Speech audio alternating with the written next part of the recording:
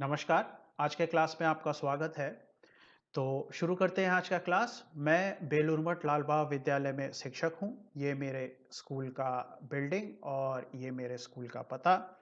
तो आज का क्लास हम लोगों का है विद्युत रसायन पर जिसमें हम लोग देखेंगे कि विद्युत रसायन किसको कहते हैं।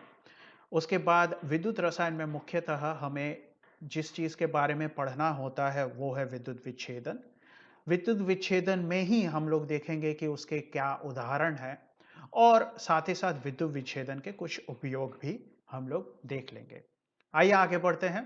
तो सबसे पहले देख लेते हैं कि विद्युत रसायन किस चीज़ को कहते हैं। तो देखिए, भौतिक विज्ञान की वह शाखा जिसमें हम लोग विद्युत ऊर्जा और रसायन ऊर्जा इन दोनों के बीच के संबंध के बारे में पढ़ते हैं, उसे विद्युत रसायन कहते हैं। तो क्या है विद्युत रसायन? विद्युत रसायन भौतिक विज्ञान की वह शाखा है जिसमें विद्युत ऊर्जा तथा रासायनिक ऊर्जा के पारस्परिक संबंध का अध्ययन किया जाता है। तो अब देखिए कि किसी पदार्थ में से विद्युत प्रवाहित अगर की जाए, तो विद्युत प्रवाहन की क्षमता के आधार पर हम लोग विद्युत प्रवाहन की क्षमता के आधार पे हम लोग उस पदार्थ के प्रकृति को समझ सकते हैं। ठीक है? क्षमता मतलब उसमें से विद्युत कितनी आसानी से प्रवाहित हो पा रही है या कितनी आसानी से प्रवाहित नहीं हो पा रही है। मतलब उसमें से प्रवाहित हो पा रही है या नहीं। तो देखिए, हम लोग परिवहन की मतलब विद्युत परिवहन की यहाँ पे विद्युत जोड़ लीजिएगा। विद्युत परिवहन की क्षमता के आधार पर हम लोग देखेंगे कि पदार्थ के प्रकार क्या है। तो सबसे पहले बहुत साधारण सा प्रकार क्या है? अचालक, यानी विद्युत का अचालक जो है वो लोग। तो विद्युत के अचालक कौन है? जिनमें विद्युत परिवहन की क्षमता होती ही नहीं है, जैसे कि लकड़ी और रबर। ठीक उसी तरह से विद्युत के चालक भी होते हैं। विद्युत के चालक कैसे होते हैं? जिनमें विद्युत परिवहन की क्षमता होती है। अब विद्युत चालक भी दो प्रकार के होते हैं। एक जिनको हम लोगों ने बचपन से देखा है, जाना है, वे है धात्विक चालक। यानी कोई भी धातु ले लो और उसमें से अगर विद्युत भेजने का प्रयास हम करेंगे, तो लगभग सारे धातुओं से हमारे लिए विद्युत प्रवाहित होने की क्षमता हमें देखने को मिलती है। तो देखिए कि धात्विक चालक क्या है? तांबा, चांदी ऐसे जितने भी धातु हैं, ये धात्विक चालक हैं। अब बात आती है उस चालक की जिसके बारे में हमें इस लेसन में विस्तार से पढ़ना है, और वो है विद्युत विच्छेद्य। विद्युत विच्छेद्य कौन लोग हैं? देखिए, कुछ ऐसे यौगिक होते हैं। यौगिक मतलब यौगिक मतलब ऐसे अणु जो एकाधिक प्रकार के परमाणुओं से बने होते हैं, जैसे कि H2O। ये क्या है? हाइड्रोजन और ऑक्सीजन का बना हुआ एक अणु है। तो इनको यौगिक कहते हैं। ठीक उसी तरह से कार्बन डाइऑक्साइड, कार्बन और ऑक्सीजन का बना हुआ अणु, तो इसको हम लोग यौगिक कहेंगे। तो कुछ ऐसे यौगिक जिनका जलीय घोल मतलब पानी में मिला के एक घोल बनाया गया, या फिर पिघली हुई अवस्था मतलब इनको पिघला दिया गया। इन दो अवस्थाओं में इनमें से विद्युत प्रवाहित अगर हुआ, तो हम लोग उसको बोलेंगे विद्युत विच्छेद्य। बात समझ में आई आपके? कि कुछ ऐसे यौगिक जिनका जलीय घोल या उनकी पिघली हुई अवस्था, इस हालत में से उनके अंदर से विद्युत प्रवाहित होती है, तो ऐसे लोग होते हैं विद्युत विच्छेद्य, और ये भी विद्युत चालक में ही आएंगे। तो देखिए, ये परिभाषा हमारे लिए इंपॉर्टेंट है। पूछा जाता है कि विद्युत विच्छेद्य क्या है? विद्युत विच्छेद्य वे यौगिक जो जलीय घोल या पिघली हुई अवस्था में विद्युत का परिवहन करने में सक्षम हैं। आपके समझ में आ गया होगा। तो आगे बढ़ते हैं। तो विद्युत विच्छेद देखिए, विद्युत विच्छेद अब कुछ उदाहरण हम लोग देख लेते हैं। विद्युत विच्छेद में सबसे पहले उदाहरण में हम लोग देखेंगे कि कुछ अम्ल हैं जो विद्युत विच्छेद्य हैं। ठीक है? तो विद्युत विच्छेद में देखिए HCl, H2SO4, HNO3 ये लोग विद्युत विच्छेद्य हैं अम्लों में। और भी कई सारे अम्ल हैं। तो आगे बढ़ते हैं, देखते हैं कि कुछ क्षार भी ऐसे हैं जो कि विद्युत विच्छेद्य हैं, जैसे कि सोडियम हाइड्रॉक्साइड, पोटेशियम हाइड्रॉक्साइड आदि। लवण भी हमें मिलते हैं विद्युत विच्छेदों में, जैसे कि सोडियम क्लोराइड, कॉपर सल्फेट आदि। अब सवाल यह आता है कि ये शब्द विच्छेद क्या है, इसका मतलब क्या है? तो समझिए कि हम लोग एक उदाहरण से समझते हैं कि मान लेते हैं मैंने यहाँ पे HCl का उदाहरण लिया। HCl का जलीय घोल या पिघली हुई अवस्था में हमें H प्लस और Cl माइनस के आयन मिलते हैं। तो जब भी हम लोग HCl का जलीय घोल बनाएंगे तो उसमें हमें ऐसे आयन मिलेंगे। तो इसका मतलब क्या हुआ? इसका मतलब ये जो HCl का अणु है, ये ऐसे आयन में टूट गया। और टूटने को अगर हम लोग उसी को शुद्ध हिंदी में बोलेंगे तो हम बोल सकते हैं विच्छेदन हो गया, यानी अलग-अलग हो गया। ठीक है? तो इसीलिए ये शब्द विद्युत विच्छेद्य आया है। मतलब वे यौगिक जिनका जलीय घोल या पिघली हुई अवस्था में वे लोग अलग हो पाते हैं और अलग होने के कारण वे आयन बना लेते हैं। अब थोड़ा-सा मुझे बताइए, अपने दिमाग में सोचिए कि ये जो H प्लस या Cl माइनस का आयन है, ये अगर गमन करना शुरू कर दे, एक जगह से दूसरी जगह जाना शुरू कर दे, या तो फिर ये भी एक जगह से दूसरी जगह जाना शुरू कर दे, तो हमें विद्युत प्रवाहित होता हुआ नजर आएगा। क्यों? क्योंकि जब भी आवेश का गमन होता है तो विद्युत प्रवाहित होता है। इलेक्ट्रिसिटी मतलब होती है या विद्युत धारा मतलब होती है ये आवेश का प्रवाहित होना। तो इसीलिए विद्युत विच्छेद्य पदार्थों में हम लोगों को विद्युत परिवहन होते हुए नजर आता है। तो ये जो बात मैंने आपको समझाई उसी को अब समझ लेते हैं, यहां पे देख लेते हैं कि विद्युत विच्छेद्य अपनी पिघली हुई अवस्था या जलीय घोल में आयनों में विभक्त हो जाते हैं। इन आयनों के गमन करने से विद्युत धारा प्रवाहित होती है। मैंने जो आपको समझाया है वही यहां पे लिखा हुआ है। अब आगे देखते हैं कि इसमें एक अपवाद है। देखिए अपवाद क्या है? हमने सीखा कि विद्युत विच्छेद क्या है? विद्युत विच्छेद तरल होंगे। क्यों? क्योंकि ये या तो पिघली हुई अवस्था में रहते हैं या तो फिर इनका जलीय घोल लिया जाता है। तो अगर ये पिघली हुई अवस्था या जलीय घोल इनका रहे तो तरल अवस्था तो हमें हमेशा ही मिलेगी। तो देखिए विद्युत विच्छेद हमेशा तरल होते हैं। और साथ ही साथ विद्युत विच्छेद की एक और प्रकृति क्या है? विद्युत विच्छेद की एक और प्रकृति है कि उसमें से विद्युत प्रवाहित होते हैं। तो क्या दुनिया में हर वो चीज जो तरल है और जिसमें से विद्युत प्रवाहित हो रही है, वो विद्युत विच्छेद कहलाएगी? नहीं, ऐसा नहीं है। इसीलिए यहां पे अपवाद है और वो अपवाद है पारा। पारा इकलौता एक ऐसा धातु है जो हमें हमारे साधारण तापमान पर तरल अवस्था में मिलता है और ये तरल है और इसमें से विद्युत प्रवाहित हो रही है। लेकिन आप मुझे ये सोच के आप अपने दिमाग में ये सोचिएगा कि क्या पारा ऐसे अलग-अलग आयनों में टूट रहा है जैसे कि HCl टूट रहा था H प्लस या Cl माइनस में? ऐसा नहीं है, क्योंकि पारा तो सिर्फ इकलौता एक परमाणु है जो इस तरह से है। ये एक धातु है। मतलब पारा किस तरह का चालक है? पारा एक धात्विक चालक है। ठीक है? ये एक विद्युत विच्छेद नहीं है। पारे में विद्युत प्रवाहित क्यों होती है? क्योंकि पारे के मुक्त इलेक्ट्रॉन बहते हैं। आप लोगों ने जब परमाणु की संरचना पढ़ी थी तो ऐसे परमाणु को ऐसे पढ़ा था कि परमाणु के बीच में एक केंद्रक होता है और उसके आसपास की कक्षाओं में इलेक्ट्रॉन घूमते रहते हैं ऐसे, ठीक है।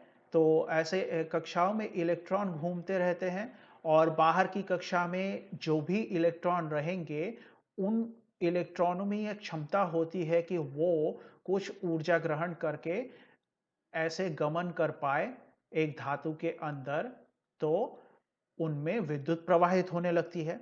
तो यही कारण है कि एक धात्विक चालक में विद्युत प्रवाहित होती है और पारा एक धात्विक चालक होने के नाते उसमें विद्युत प्रवाहित इलेक्ट्रॉन के बहने से होगी, ना कि विद्युत विच्छेद्य में आयनों के बहने से जैसे हो रही थी वैसे होगी।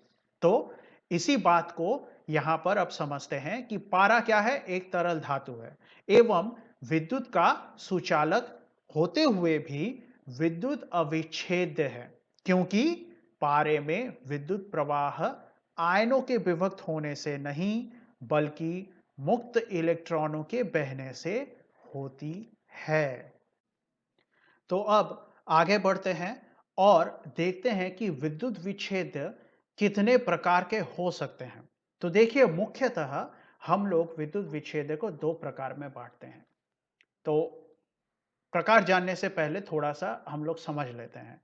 मान लीजिए इस एक जैसे कि HCl का उदाहरण लेते हैं।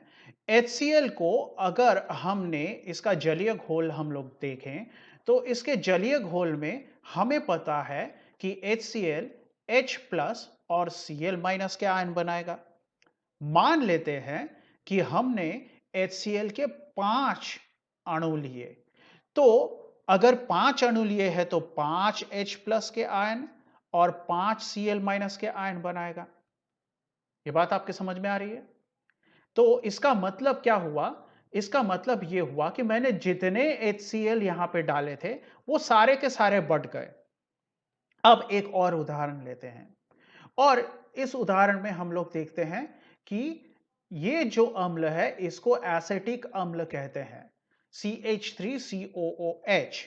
और अगर मैं इसका जलीय घोल बनाऊं, CH3COOH इसका जलीय घोल बनाऊं, तो मुझे ये दिखता है कि ये CH3COO माइनस ऐसे एक आयन में टूटेगा और H प्लस ऐसे एक आयन में टूटेगा। अब मान लेते हैं कि मैंने इस जलीय घोल में 5 ऐसे अणुओं को डाला था, तो देखा ये जाएगा कि 5 के 5 ऐसे यहां पे नहीं टूटेंगे। इनमें से हो सकता है कि दो अणु ऐसे टूटे और 2 माइनस आयन और 2 प्लस आयन बनाए। तो आपको इन दोनों में अंतर एक देखने को मिला और वो अंतर ये है कि कुछ ऐसे विद्युत विच्छेद्य हैं जो बहुत ज्यादा मात्रा में आयन बना रहे हैं और कुछ ऐसे विद्युत विच्छेद्य भी होते हैं जो कम मात्रा में आयन बना रहे हैं। तो जो लोग बहुत ज्यादा मात्रा में आयन बनाते हैं, अब जिनके जलीय घोल या पिघली हुई अवस्था में बहुत ज्यादा मात्रा में आयन पाए जाते हैं, उनको हम लोग तीव्र विद्युत विच्छेद्य पदार्थ बोलेंगे या तो फिर उनको प्रबल विद्युत विच्छेद्य पदार्थ बोलेंगे। और जो लोग कम मात्रा में, जो पदार्थ कम मात्रा में आयन बना रहे हैं, उनको हम लोग दुर्बल विद्युत विच्छेद्य पदार्थ बोलेंगे। ठीक है, आपके समझ में आ गई होगी बात। तो देख लेते हैं कि तीव्र विद्युत विच्छेद्य पदार्थ कौन लोग हैं। वे विद्युत विच्छेद्य पदार्थ जो पिघली हुई या जलीय घोल, जो पिघली हुई या जलीय घोल में बहुत अधिक मात्रा में आयन उत्पन्न करते हैं, जैसे HCl, KOH, CuSO4 आदि। देखिए, आप ध्यान दीजिए, उदाहरणों में एक अम्ल है, एक क्षार है, एक लवण है। मतलब अम्ल, लवण, क्षार जो भी हो, ये सारे के सारे ही तीव्र विद्युत विच्छेद्य पदार्थ में इनके उदाहरण पाए जाते हैं। ठीक उसी तरह से अगर मुझे दुर्बल विद्युत विच्छेद्य पदार्थ देखने हैं, तो उसमें क्या होगा? वे विद्युत विच्छेद्य पदार्थ जो पिघली हुई अवस्था या जलीय घोल में कम मात्रा में आयन उत्पन्न करते हैं, जैसे कि एमोनियम हाइड्रोक्साइड या तो फिर एसिटिक अम्ल, जिसका उदाहरण मैंने आपको समझाया है। आगे बढ़ते हैं और कुछ परिभाषाओं को सीखते हैं जो कि हमारे लिए बहुत जरूरी है। तो सबसे पहली परिभाषा हमारी है, वो है आयन। तो देख लेते हैं आयन क्या है। आयन असल में परमाणु या अणु का आवेशित रूप होता है। मतलब आवेश युक्त परमाणु या अणु को आयन कहते हैं। अब आवेश प्लस भी हो सकता है, आवेश माइनस भी हो सकता है। तो प्लस आयन को हम लोग क्या कहेंगे? प्लस आयन को हम लोग कहते हैं धन आयन, या तो फिर इंग्लिश में हम लोग इसको कहते हैं कैटायन। बहुत जरूरी है, ये दोनों नाम आपके दिमाग में रहने चाहिए, इंग्लिश वाला भी और हिंदी वाला भी। ठीक उसी तरह से माइनस आयन को हम लोग हिंदी में कहते हैं ऋणायन, और इंग्लिश में इसको कहते हैं एनायन। ये इंग्लिश हिंदी नाम आपके बिल्कुल दिमाग में छपे हुए होने चाहिए, बहुत जरूरी है, खास करके इंग्लिश नाम। इंग्लिश नाम इस क्यों जरूरी है हम लोग आगे समझेंगे। तो देखिए, धनायन यानी कैटायन, वे आयन जो धनावेशित होते हैं। उदाहरण कैसे है? Cu2 plus, Na plus, NH4 plus. क्या है? ये कॉपर का आयन है, ये सोडियम का आयन है, और ये एमोनियम का आयन है। अब आगे बढ़ते हैं। देखिए, ऋणायन किसको, ऋणायन जो कि इंग्लिश में एनायन के नाम से जाना जाता है, वे आयन जो ऋणावेशित होते हैं, जैसे कि OH माइनस यानी हाइड्रोक्साइड के आयन, SO42 माइनस यानी सल्फेट के आयन, और Cl माइनस यानी क्लोराइड आयन। ठीक है, क्लोरीन के आयन को क्लोराइड आयन कहते हैं। तो ऐसे जितने भी हमें आयन देखने को मिलेंगे जिनके ऊपर माइनस है, वे क्या है? वे एनायन है या ऋणायन है। अब आगे बढ़ते हैं। देखिए, हमने विद्युत विच्छेद पदार्थ क्या है सीख लिया था। उसका एक उदाहरण क्या है? ये है NaCl, एक विद्युत विच्छेद पदार्थ है। अब हम लोगों को विद्युत विच्छेदन करना है, मतलब NaCl के जलीय घोल में हम लोग विद्युत प्रवाहित करेंगे। तो इस NaCl के जलीय घोल को मैं एक बर्तन में ऐसे रखूंगा, और जिस बर्तन में मैं इसको रख के इसका विद्युत विच्छेदन करूंगा, उस बर्तन को मैं एक अलग नाम दूंगा। उसको क्या नाम दूंगा? उसको कहूंगा वोल्टामीटर। आ की मात्रा बहुत इंपॉर्टेंट है। क्यों? क्योंकि आ की मात्रा आप हटा देंगे तो वो हो जाएगा वोल्ट मीटर, वो दूसरी चीज होती है। वोल्ट मीटर से विभव मापा जाता है, वोल्टामीटर से विद्युत विच्छेदन के समय जो विद्युत विच्छेद पदार्थ है उसको रखा जाता है। आ की मात्रा आप यहां पे बिल्कुल ना भूलिएगा। वोल्टामीटर यानी जिस पात्र में विद्युत विच्छेद को रखकर उसमें विद्युत विच्छेदन कराया जाता है, उसको वोल्टामीटर कहेंगे। अब विद्युत विच्छेदन कराने के लिए सिर्फ पात्र में विद्युत विच्छेद पदार्थ को रखना जरूरी नहीं है, इसके अंदर से विद्युत प्रवाहित होनी चाहिए। तो इस विद्युत के प्रवाहित होने के पीछे का कारण क्या है? हम लोगों को इस पात्र में दो ऐसी छड़ें या दो ऐसी प्लेट रखनी पड़ती है, और इन प्लेटों को हमें जोड़ना पड़ता है एक बैटरी से, इस तरह से। तो अब आप ध्यान दीजिए कि ये वाला हिस्सा यहां पे लंबी रेखाएं हैं, और ये छोटी रेखा, फिर लंबी रेखा, फिर छोटी रेखा। तो जो बड़ी वाली रेखा है उसको हम लोग प्लस छोर बोलते हैं बैटरी का, जो छोटी रेखा होती है उसको माइनस छोर बोलते हैं। ठीक है, तो इस तरह से ये पूरा का पूरा एक सेल तैयार होता है। विद्युत विच्छेदन की प्रक्रिया के लिए हमें यह पूरा का पूरा चित्र अपने दिमाग में रखना होगा।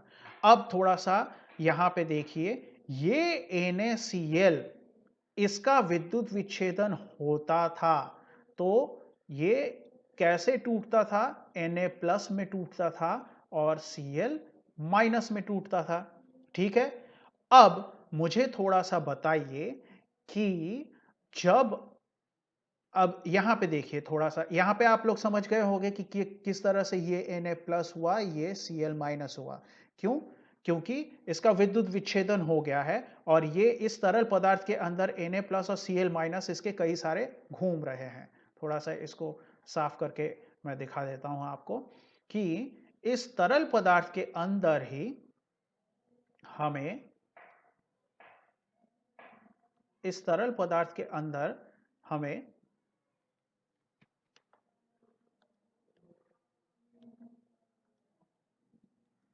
इस तरल पदार्थ के अंदर हमें Cl माइनस और Na प्लस ऐसे मिलेंगे। ठीक है, कई सारे ऐसे मिलेंगे।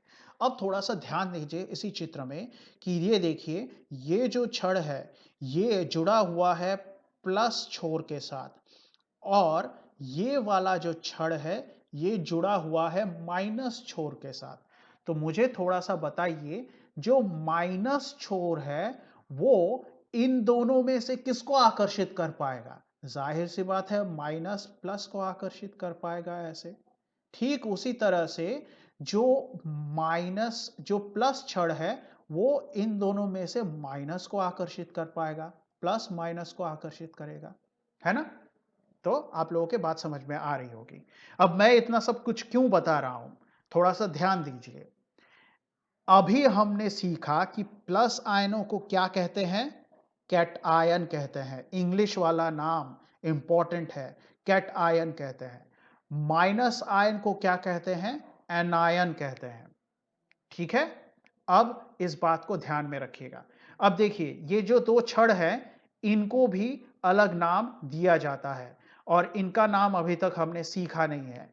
इनको हिंदी में विद्युतोद कहते हैं और इंग्लिश में इलेक्ट्रोड कहते हैं। ठीक है, विद्युतोद या इलेक्ट्रोड।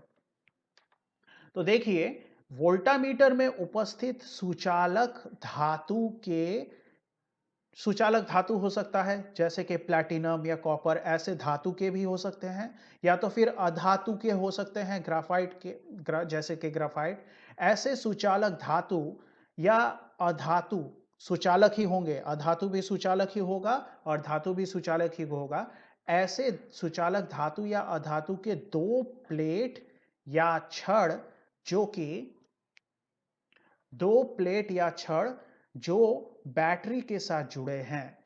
ठीक है, मतलब ये हमने वोल्टामीटर बनाया, ये ऐसे दो प्लेट या छड़ जो कि दोनों ही क्या है? विद्युत के सुचालक है और ये लोग बैटरी के साथ, थोड़ा टेढ़ा मेढ़ा बन गया, समझ जाइए इसको, ये लोग दोनों बैटरी के साथ जुड़े हुए हैं। तो इसका मतलब क्या हो गया? इसका मतलब ये हो गया कि जो विद्युतोद है वो कितनी संख्या में है? दो है। या तो प्लेट होंगे या तो क्या होंगे? या तो छड़ होंगे। या तो धातु होगा या तो अधातु होगा, लेकिन ये हमेशा ही क्या होंगे? सुचालक होंगे। ठीक है, प्लेट के या छड़ के रूप में रहते हैं, या तो धातु हो सकते हैं या तो छड़ हो सकते हैं, लेकिन ये विद्युत के सुचालक होंगे। धातु के में क्या क्या उदाहरण है? प्लैटिनम या कॉपर। और अधातु में क्या उदाहरण है? ग्राफाइट। ठीक है, अब अब विद्युतोद के हमने देखे कि इस तरह से ऐसे दो छड़ या प्लेट, और इसको ऐसे जोड़ दिया जाए अगर प्लस के साथ माइनस के साथ, तो अब थोड़ा सा ध्यान दीजिए कि यहां पर अगर NaCl होता तो ये NaCl इस तरह से टूटता, Na प्लस और Cl माइनस में, और ये जो माइनस है ये किसकी तरफ जाने की कोशिश करता? प्लस के साथ जो जुड़ा हुआ है उसकी तरफ जाने की कोशिश करता ऐसे। और ये जो छड़ है ये माइनस के साथ जुड़ा हुआ है तो इसकी तरफ ये Na प्लस जाने की कोशिश करेगा। इस आधार पर विद्युत को दो अलग अलग भागों में बांटा गया है। ठीक है, तो इन दो अलग अलग विद्युतों के नाम निर्भर करेंगे उनकी और कौन जाएगा उस पर।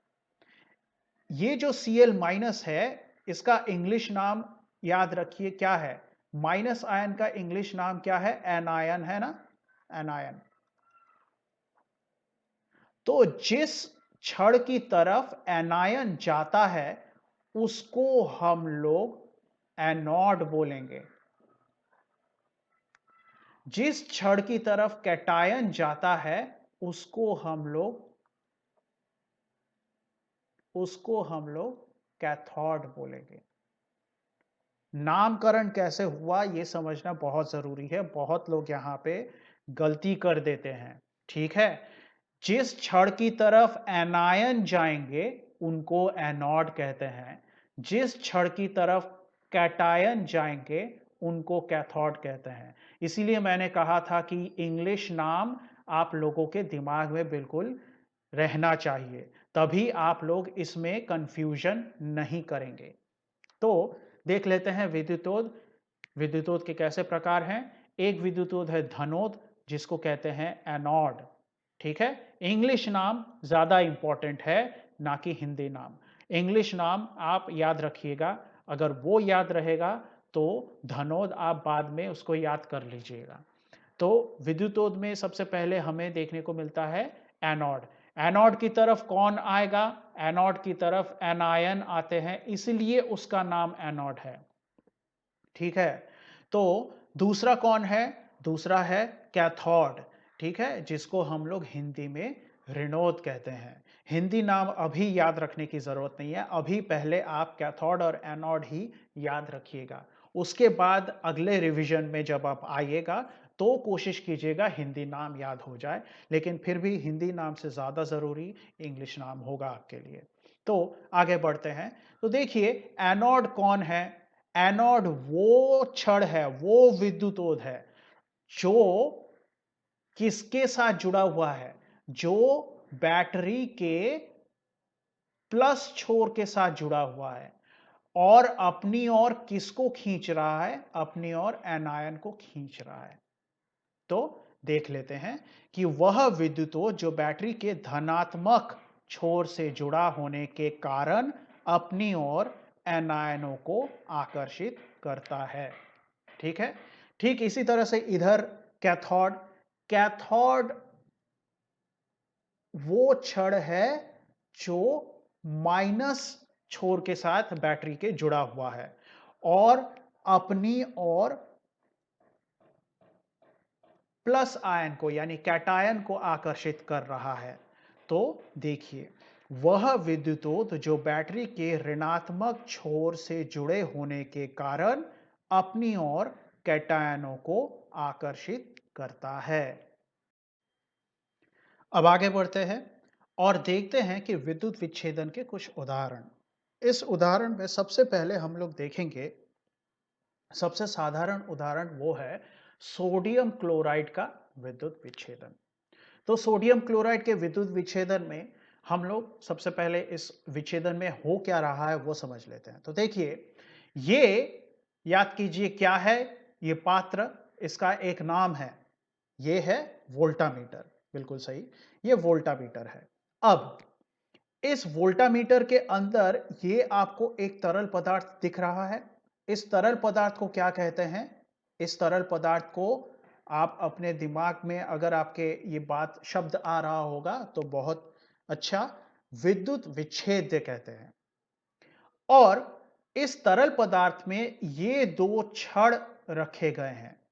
अपने दिमाग में जोर डालिए और इनका नाम याद कीजिए, इनको कहते हैं इलेक्ट्रोड या विद्युतोद। ये दो हैं तो दो अलग अलग प्रकार के विद्युतोद हमें देखने को मिलते हैं। कौन सा, देखिए ये छड़ जुड़ा हुआ है बैटरी के प्लस वाले छोर से, तो इसका मतलब ये अपनी ओर कौन से आयन को खींचेगा, अपनी ओर एनायन को खींचेगा। तो इसका मतलब इसका नाम क्या होना चाहिए, एनोड होना चाहिए। इधर आ जाइए, ये वाला जो विद्युतोद है या इलेक्ट्रोड है, ये जुड़ा हुआ है बैटरी के माइनस छोर से, तो इसका मतलब ये अपनी ओर कौन से आयन को खींचेगा, ये अपनी ओर प्लस आयन को खींचेगा। ठीक है, तो ये देखिए इधर हमारा माइनस आयन जा रहा है, इसलिए एनायन जा रहा है तो ये एनोड हो गया। इधर हमारा प्लस आयन जा रहा है तो ये कैथोड हो गया। ठीक है, आप लोगों के यहाँ पे एकदम क्लियरली समझ में आ रहा होगा आप लोगों को। तो अब आगे बढ़ते हैं। तो देखिए, ये सोडियम क्लोराइड का विद्युत विच्छेदन है। तो अगर सोडियम क्लोराइड का विद्युत विच्छेदन है तो विद्युत विच्छेद क्या होना चाहिए? विद्युत विच्छेद सोडियम का क्लोराइड का जलीय घोल होना चाहिए। अब यहां पे एक और चीज हम लोग समझ लेते हैं कि देखिए, यहां पर बैटरी लगी हुई है, प्लस है और माइनस है, तो विद्युत धारा की प्रवाह कैसे होगी? विद्युत धारा की प्रवाह ऐसे होगी ना, ऐसे प्लस से माइनस। क्यों? क्योंकि हमने सीखा था, याद कीजिए धारा विद्युत में, कि हमेशा उच्च विभव से निम्न विभव की ओर विद्युत धारा प्रवाहित होती है। तो ये जो तार है, इसमें से यहां से विद्युत धारा बहेगी, ऐसे आएगी, इसके अंदर से विद्युत धारा जाएगी, क्योंकि ये विद्युत विच्छेद पदार्थ है। इसके अंदर से विद्युत धारा जाएगी, फिर यहां तक पहुंचेगी, फिर यहां से होते हुए इसके अंदर जाकर यहां पर वापस आ जाएगी। तो विद्युत धारा का बहाव कुछ इस प्रकार से होगा।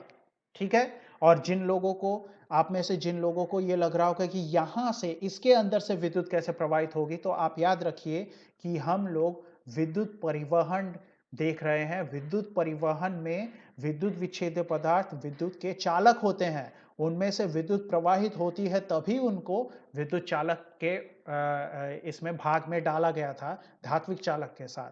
तो इसलिए इसके अंदर जब विद्युत आएगी तो उसके यहां से भी बहते हुए विद्युत यहां तक पहुंचेगी और फिर बाकी का रास्ता वो तार के जरिए पूरा कर लेगी। तो अब फिर से आप धारा विद्युतलेशन की एक और बात याद कीजिए। आप लोगों को मैंने ये समझाया था कि विद्युत धारा की दिशा जो होती है, उसके विपरीत होती है इलेक्ट्रॉन प्रवाह की दिशा। आप लोगों को याद होगा, अगर याद नहीं है तो आप उसको रिवीजन देते रहिए, बहुत जरूरी है रिवीजन देना। तो देखिए, हमने देखा कि विद्युत धारा ऐसे प्लस से ऐसे जा रही है, तो इसका मतलब इलेक्ट्रॉन का प्रवाह कैसे होगा? उसकी उल्टी दिशा में होगा। तो ये ऐसे इलेक्ट्रॉन का प्रवाह हो रहा है। ठीक है, तो इतना तो आप लोगों के समझ में आ गया होगा। अब आगे बढ़ते हैं। आगे बढ़ने के बाद साथ अब देखते हैं कि इसको हमने क्या नाम दिया था। ये क्या था? कौन से वाले आयन को अपनी ओर खींच रहा था? हमेशा इस तरह से सोचिएगा, ये अपनी ओर खींच रहा था एनायन को। इसका मतलब इसका नाम क्या होगा? एनोड होगा। ठीक है, और सोडियम क्लोराइड का विद्युत विच्छेदन जब करेंगे तो ये एनोड किसका होता है? कार्बन का होता है। कार्बन का एनोड लगाया जाता है। अब आ जाता है इधर, इसका नाम क्या होना चाहिए? ये कैथोड है ना? क्यों? क्योंकि ये अपनी ओर प्लस आयन को यानी कैटायन को खींच रहा था, तो ये कैथोड है। और ये कैथोड किस चीज का होगा?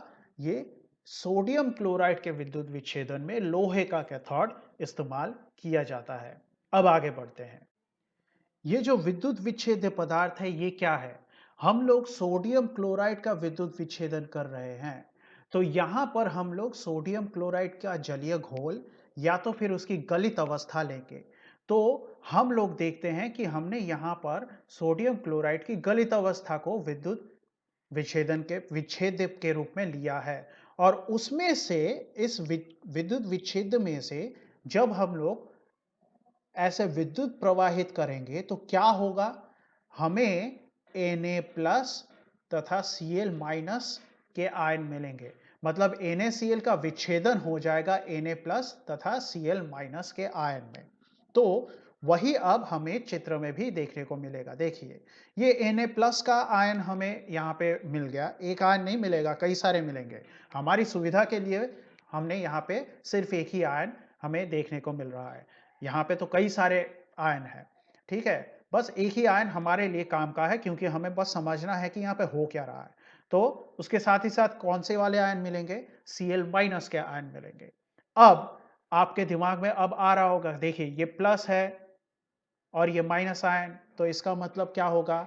ये जो ये माइनस है, ये प्लस आयन, तो माइनस छड़ प्लस आयन को अपनी ओर खींचेगी और प्लस छड़ माइनस आयन को अपनी ओर खींचेगी। और इसी हिसाब से हमारा जो विद्युत परिवहन है वो बनेगा। अब थोड़ा सा यहां पे एक और बात ध्यान से समझिए। देखिए, ये क्लोरीन का जो आयन है, ये क्लोरीन के आयन में एक माइनस क्यों है? तो क्लोरीन के आयन में एक माइनस इसलिए है क्योंकि क्लोरीन के परमाणु में जो सबसे बाहर वाली कक्षा है, उस कक्षा में कहीं और से एक इलेक्ट्रॉन आके बैठ गया है। और क्योंकि एक इलेक्ट्रॉन के ऊपर का आवेश एक माइनस होगा, तो इसलिए क्लोरीन एक माइनस के साथ बैठा हुआ है।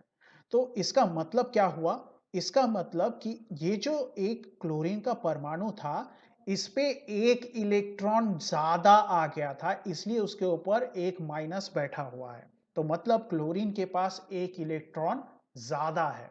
ठीक उसी तरह से सोडियम के पास एक प्लस क्यों है? इसका आवेश एक प्लस क्यों है? क्योंकि सोडियम का जो परमाणु है, उसकी सबसे बाहर की कक्षा का एक इलेक्ट्रॉन कहीं चला गया। तो एक इलेक्ट्रॉन कहीं तो चला गया है तो तुलना में अंदर जो प्रोटॉन की संख्या है वो एक ज्यादा बढ़ गई। ठीक है ना? प्रोटॉन और इलेक्ट्रॉन की संख्या बराबर होती है। एक इलेक्ट्रॉन अगर निकल गया तो प्रोटॉन तुलना में ज्यादा हो गया, तो प्रोटॉन तुलना में ज्यादा हो गया तो उसके ऊपर प्लस आवेश आ गया। तो मैं ये कह सकता हूं कि जितने भी एनायन हैं, उनके पास इलेक्ट्रॉन अधिक मात्रा में पाए जाते हैं। ठीक है? और जितने भी कैटायन है यानी प्लस वाले आयन है, उनके पास इलेक्ट्रॉन कम मात्रा में होते हैं, उनमें इलेक्ट्रॉन की कमी होती है। और माइनस जितने भी एनायन है, उनमें इलेक्ट्रॉन अधिक मात्रा में पाए जाते हैं। तो अब देखिए, ये प्लस छड़ है और इसके पास एक इलेक्ट्रॉन ज्यादा है, तो ये इसकी ओर खींचा जाएगा और अपना एक इलेक्ट्रॉन यहां पे छोड़ देगा। और वही वाला इलेक्ट्रॉन देखिए बहते हुए जा रहा है, ऐसे ऐसे ऐसे, और इधर से ऐसे वापस आ रहा है, ऐसे वापस आ रहा है। अब ये इलेक्ट्रॉन जो इधर आया, इधर क्या हो रहा है? ये जो सोडियम प्लस यानी सोडियम का आयन है, इसके पास एक इलेक्ट्रॉन की कमी थी, तो वो अपनी कमी को पूरा करने के लिए इधर जा रहा है। क्यों? क्योंकि प्लस को माइनस खींचेगी, तो ये इधर गया और इधर से आते हुए इलेक्ट्रॉन को इसने ग्रहण कर लिया। तो इस हिसाब से ये क्लोरीन का जो माइनस है ये भी खत्म हो गया, ये सोडियम का प्लस जो है ये भी खत्म हो गया। तो इसका मतलब क्या हुआ? आयन जो बने थे, इनमें जो इलेक्ट्रॉनों की कमी या इलेक्ट्रॉनों की अधिकता थी, उस वजह से इलेक्ट्रॉन एक जगह से दूसरी जगह जा पाए। देखिए, इसने अपने इलेक्ट्रॉन को यहां पे छोड़ दिया और वही इलेक्ट्रॉन घूम के इसमें आ गया, तो इलेक्ट्रॉन इधर से इधर चला गया, तो इसका मतलब विद्युत प्रवाहित हो गई। और यहां पे विद्युत प्रवाहित किस कारण से हुई है? यहां पे विद्युत विच्छेदन के विच्छेद्य पदार्थ के अंदर इलेक्ट्रॉन का प्रवाह हुआ है आयनों के कारण। आयन इधर से उधर गए हैं इसलिए। तो इसलिए हमें विद्युत विच्छेद्य पदार्थ में विद्युत प्रवाहित होते हुए नजर आएगी। ठीक है? आप इस चीज को, इस भाग को बहुत अच्छे से समझ लीजिएगा, कॉन्सेप्ट के लिए बहुत ज़्यादा ज़रूरी है। अब आगे बढ़ते हैं और सोडियम क्लोराइड के विद्युत विच्छेदन को देख लेते हैं, क्या-क्या इसमें है विस्तार से। देखिए, सोडियम क्लोराइड, ये विद्युत विच्छेदन इसका होगा तो सोडियम प्लस और क्लोरीन माइनस में ये टूट जाएगा। तो देखिए, इसका विद्युत विच्छेदन हो गया, तो ये Na प्लस और Cl माइनस में टूट गया। अब ये NaCl क्या लिया गया था? NaCl का गलित अवस्था इसकी ली गई थी, गलित सोडियम क्लोराइड लिया गया था। तो बात साफ है कि विद्युत विच्छेद कौन है? विद्युत विच्छेद है NaCl की गलित अवस्था। उसके साथ अब हम लोग देखेंगे कि इसमें कैथोड किस चीज का इस्तेमाल हुआ है? लोहे का। इस बात को हमें याद रखना है कि कैथोड NaCl सोडियम क्लोराइड के विद्युत विच्छेदन में जो कैथोड इस्तेमाल होता है वो क्या है? लोहे का कैथोड है। और एनोड किस चीज का होता है? कार्बन का एनोड होता है। अब वापस अपने पुराने वाले चित्र में चलते हैं। आप देखिए कि यहां पे कैथोड पर हो क्या रहा था।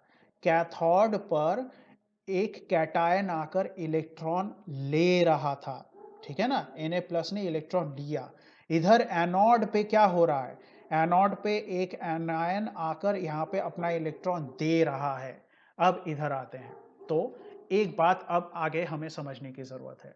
देखिए, हम लोगों ने क्लास 8 में ही ऑक्सीकरण और अवकरण इन शब्दों को सीखा था, आप लोगों को थोड़ा बहुत याद होगा। अब जब हम लोग छोटी कक्षाओं में यानी क्लास 8 में जब हम लोग ऑक्सीकरण के बारे में सीखते हैं, तो हम लोग साधारणतः कुछ ऐसे सीखते हैं कि अगर प्रतिक्रिया में ऑक्सीजन की मात्रा बढ़ जाए तो उसको ऑक्सीकरण कहते हैं, और ठीक उसका उल्टा, अगर प्रतिक्रिया में ऑक्सीजन की मात्रा कम हो जाए तो उसको अवकरण कहते हैं। हमने ये सीखा था, याद आ रहा होगा आपको। अगर याद नहीं आ रहा है तो फिर इसी को समझ लीजिए कि ऑक्सीकरण किसको कहते हैं, ऑक्सीजन की मात्रा के बढ़ जाने को। अवकरण किसको कहते हैं, ऑक्सीजन की मात्रा के कम हो जाने को। ऑक्सीकरण और अवकरण एक और तरीके से आप लोगों ने सीखा था, और वो ये है कि जब हाइड्रोजन की मात्रा कम हो जाए तो उसको ऑक्सीकरण कहते हैं, जब हाइड्रोजन की मात्रा बढ़ जाए प्रतिक्रिया में तो उसको अवकरण कहते हैं। ठीक है, हमारे लिए ये वाला भाग ज्यादा इंपॉर्टेंट है। आप जो क्लास 10 में जो हम लोग समझेंगे उसके लिए अब ये वाला भाग ज्यादा इंपॉर्टेंट है कि हाइड्रोजन को दिमाग में रखना है। आप बस इतना याद रखिए कि हाइड्रोजन का जुड़ना यानी अवकरण, हाइड्रोजन का निकलना यानी ऑक्सीकरण। अब थोड़ा सा ऐसे समझिए कि एक हाइड्रोजन के पास एक ही इलेक्ट्रॉन होता है, ठीक है, एक हाइड्रोजन के पास एक ही इलेक्ट्रॉन होता है।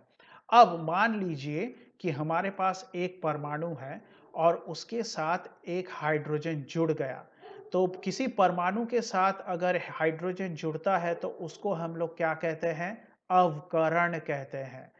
इस बात को ध्यान में रखिएगा अच्छी तरह से। किसी परमाणु के साथ हाइड्रोजन जुड़ गया तो अवकरण कहते हैं, ठीक है। किसी परमाणु से हाइड्रोजन निकल गया हो तो उसको ऑक्सीकरण कहते हैं। आप इस बात को बिल्कुल अच्छे से समझ जाइए। अब देखिए, हाइड्रोजन में एक इलेक्ट्रॉन है, तो क्या मैं ये कहूं कि हाइड्रोजन का किसी परमाणु के साथ जुड़ना यानी किसी परमाणु के साथ इलेक्ट्रॉन का जुड़ना? मैं ये भी तो कह सकता हूं कि हाइड्रोजन का किसी परमाणु से माइनस हो जाना या निकल जाना यानी किसी परमाणु से इलेक्ट्रॉन का निकल जाना। तो उस हिसाब से अगर मैं किसी परमाणु में इलेक्ट्रॉन जुड़ता हुआ देखूं तो उसको मैं अवकरण कह सकता हूं। मैं किसी परमाणु में इलेक्ट्रॉन किसी परमाणु से माइनस होता हुआ देखूं, उसमें से निकलता हुआ देखूं तो उसको मैं ऑक्सीकरण कह सकता हूं। तो आज के बाद आप बस इतना याद रखिए, इलेक्ट्रॉन का जुड़ना यानी अवकरण। इलेक्ट्रॉन प्लस हो गया किसी चीज के साथ तो वो हो गया अवकरण। इलेक्ट्रॉन माइनस हो गया किसी चीज से तो वो हो गया क्या, ऑक्सीकरण। आप बस इतनी बात ध्यान में रखिएगा। ये जो चीजें मैंने आपको बताई है, ये उन लोगों के ज्यादा अच्छे से समझ में आएगी जिन लोगों ने क्लास 8 में अच्छे से ऑक्सीकरण अवकरण पढ़ा था और उसके साथ आप लोग जोड़ने की कोशिश कर रहे हैं। और जिन लोगों का क्लास 8 की पढ़ाई ठीक से मान लीजिए नहीं हो पाई थी या आपको समझ में नहीं आया था, तो आप बस इतना याद रखिए कि किसी परमाणु के साथ इलेक्ट्रॉन जुड़ेगा अवकरण, किसी परमाणु से इलेक्ट्रॉन निकल जाएगा ऑक्सीकरण। ठीक है, तो हर दोनों तरह के स्टूडेंट्स के लिए मैंने समझा दिया है कि आपको कैसे याद रखना है। तो अब देखें कि यहां पर क्या हो रहा था। देखिए, सोडियम जब इधर गया तो इसने यहां से इलेक्ट्रॉन ले लिया, इसका मतलब यहां पर इलेक्ट्रॉन सोडियम आयन के साथ जुड़ गया था। तो मतलब इधर क्या हो गया, सोडियम आयन के साथ इलेक्ट्रॉन जुड़ गया मतलब अवकरण हो गया। हमेशा कैथोड पर यही होगा, अवकरण ही होगा। इधर क्लोरीन के पास ज्यादा इलेक्ट्रॉन था और उसने यहां पर आकर अपने इलेक्ट्रॉन को छोड़ दिया, मतलब इलेक्ट्रॉन चला गया। इसका मतलब हमेशा एनोड पर ऑक्सीकरण ही होगा। आपके लिए एक नंबर का सवाल आ सकता है कि कैथोड पर क्या होता है, किस तरह की प्रतिक्रिया होती है, अवकरण या ऑक्सीकरण। तो आपको ये समझ में नहीं आया तो आप लोगों का नंबर वहां पे कट सकता है, आपका आंसर गलत हो सकता है। इसलिए कंफ्यूज नहीं होइएगा, मैंने आपको अच्छे से समझाया है। अगर आपके समझ में ना आया हो तो वीडियो को बार बार प्ले करके देखिएगा, ठीक है। मैंने उसको क्लियरली समझाया है, थोड़ा सा धीरज रख के समझिए तो आप समझ जाइएगा। अब देखिए आगे। तो हमने ये देख लिया कि किस तरह से यहाँ पे विद्युत विच्छेदन हुआ, गलित सोडियम क्लोराइड विद्युत विच्छेदक के रूप में हमने इस्तेमाल किया था। अब कैथोड किस चीज का था, लोहे का था, एनोड कार्बन का था। और कैथोड पर देखिए क्या हुआ, अवकरण हुआ। सोडियम आयन के साथ इलेक्ट्रॉन जुड़ गया और एक सोडियम धातु का परमाणु हमें मिल गया। एनोड पर क्या होगा, ऑक्सीकरण होगा, मतलब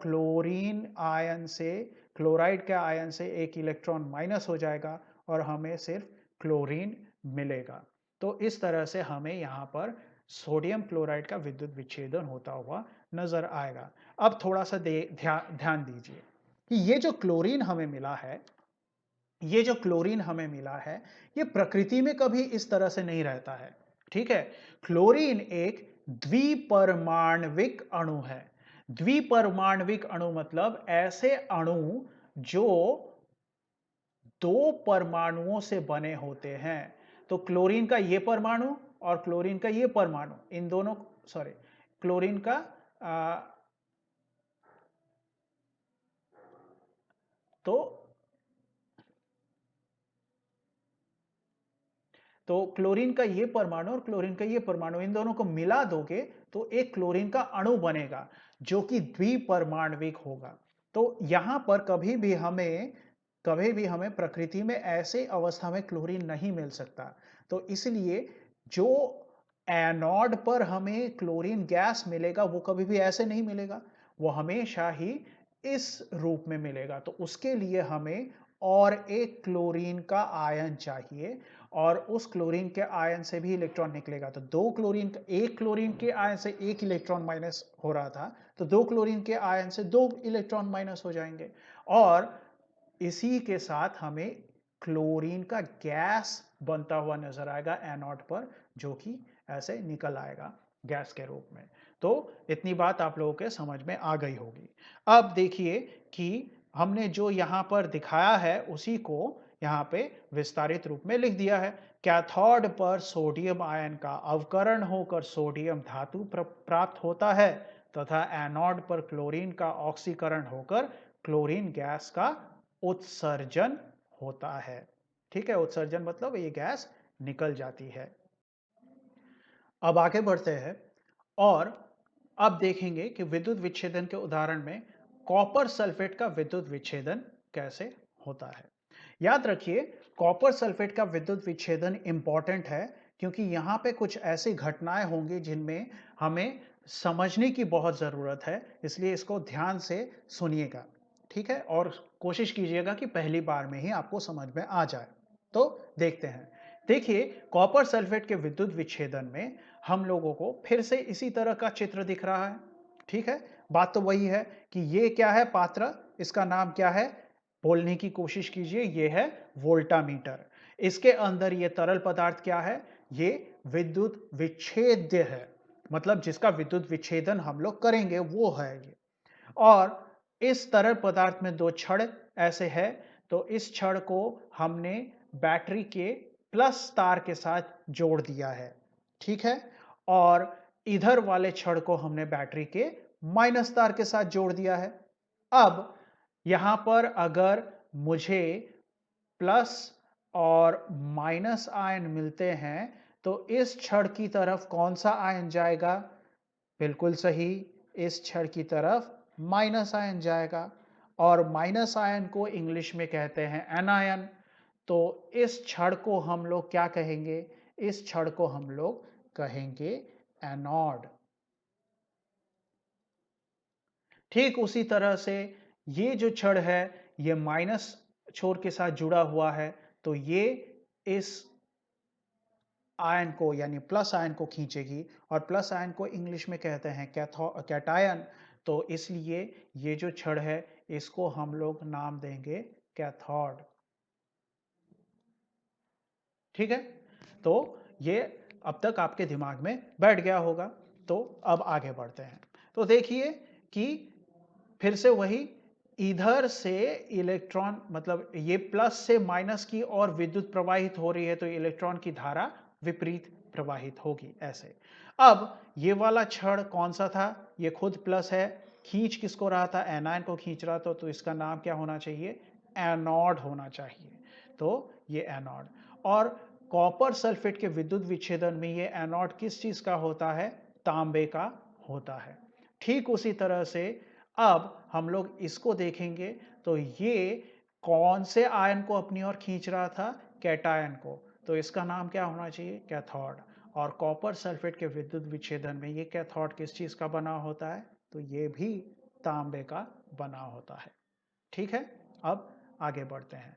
कॉपर सल्फेट, तो तांबे का और सल्फेट का ये जो हम लोग घोल देखेंगे, ये घोल जलीय घोल लिया जाएगा। मतलब ये जो विद्युत विच्छेद पदार्थ है ये जलीय घोल होगा, कॉपर सल्फेट का जलीय घोल।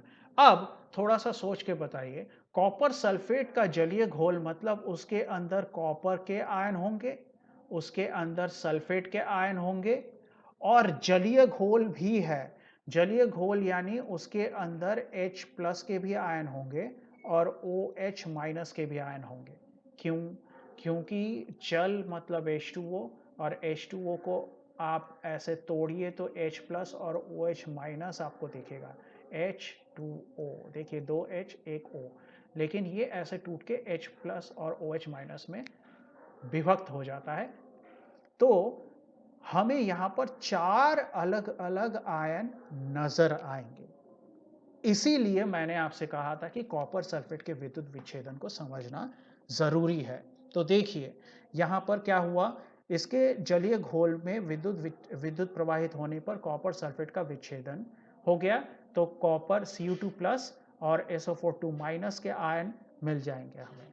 साथ ही साथ जल H प्लस तथा OH आयन में विभक्त हो जाएगा। तो ऐसे देखिए, कॉपर का आयन मिला, सल्फेट का आयन मिला, H प्लस का आयन मिला, OH माइनस का आयन मिला। अब यहाँ पर थोड़ा ध्यान से सुनिए कि हमें एक और चीज सीखना है, और वो है विद्युत धनात्मकता। विद्युत धनात्मकता, ये विद्युत धनात्मकता क्या है? ये विद्युत धनात्मकता किसी परमाणु का वह गुण है जिसके कारण उसमें से इलेक्ट्रॉन त्यागने की क्षमता को समझते हैं हम लोग। मतलब विद्युत धनात्मकता किसको दर्शाती है? किसी परमाणु की इलेक्ट्रॉन त्यागने की क्षमता को दर्शाती है। तो कोई परमाणु बहुत ज्यादा विद्युत धनात्मक होगा तो वो बहुत आसानी से इलेक्ट्रॉन को निकाल देगा। कोई परमाणु कम विद्युत धनात्मक होगा तो वो आसानी से इलेक्ट्रॉन को निकाल नहीं पाएगा। आप इस बात को समझ रहे होंगे। तो अब यहां पर ये जो हमें अलग अलग आयन मिले हैं, ये आयन कौन कितना विद्युत धनात्मक है उस पर निर्भर करेगा कि इनमें से कौन इधर इधर जाकर उनका अवकरण या ऑक्सीकरण होगा। ठीक है, तो ऐसा क्यों हमें देखना पड़ रहा है? तो थोड़ा सोचिए। देखिए यहां पे ये भी प्लस आयन है और यहां पर ये भी प्लस आयन है, तो ये दोनों प्लस आयन है तो ये भी इसकी तरफ जाएगा, यानी माइनस छड़ की तरफ जाएगा, और ये भी माइनस छड़ की तरफ जाएगा। तो इस माइनस छड़ की तरफ कौन से वाले प्लस आयन को इलेक्ट्रॉन मिल पाएगा, यानी उसका अवकरण हो पाएगा, यह हमें नहीं पता। ठीक उसी तरह से ये सल्फेट का आयन है और ये OH नेगेटिव का आयन है, तो इन दोनों में से दोनों ही तो इस तरफ जाने की कोशिश करेंगे, तो इन दोनों में से कौन अपना इलेक्ट्रॉन त्यागेगा वो भी हमें समझ में नहीं आ रहा है। तो इसलिए हमें यहां पर विद्युत धनात्मकता की मदद लेनी पड़ेगी। और ये देखा गया है कि इन इन चारों में से सबसे ज्यादा विद्युत धनात्मक H प्लस है। मतलब हाइड्रोजन बहुत आसानी से अपना इलेक्ट्रॉन त्याग देगा। उसके बाद कॉपर विद्युत धनात्मक है। उसके बाद कॉपर के बाद सल्फेट और हाइड्रोक्साइड, इनकी विद्युत धनात्मकता आती है। मतलब सबसे ज्यादा विद्युत धनात्मक कौन है? ये H प्लस। उसके बाद विद्युत धनात्मक कौन है? CO2 plus. और उसके बाद ये दोनों, ये कौन कितने नंबर पे है इंपॉर्टेंट नहीं है, हमें बस ये जानना है कि कॉपर इन दोनों से ज्यादा विद्युत धनात्मक है, लेकिन हाइड्रोजन से कम विद्युत धनात्मक है।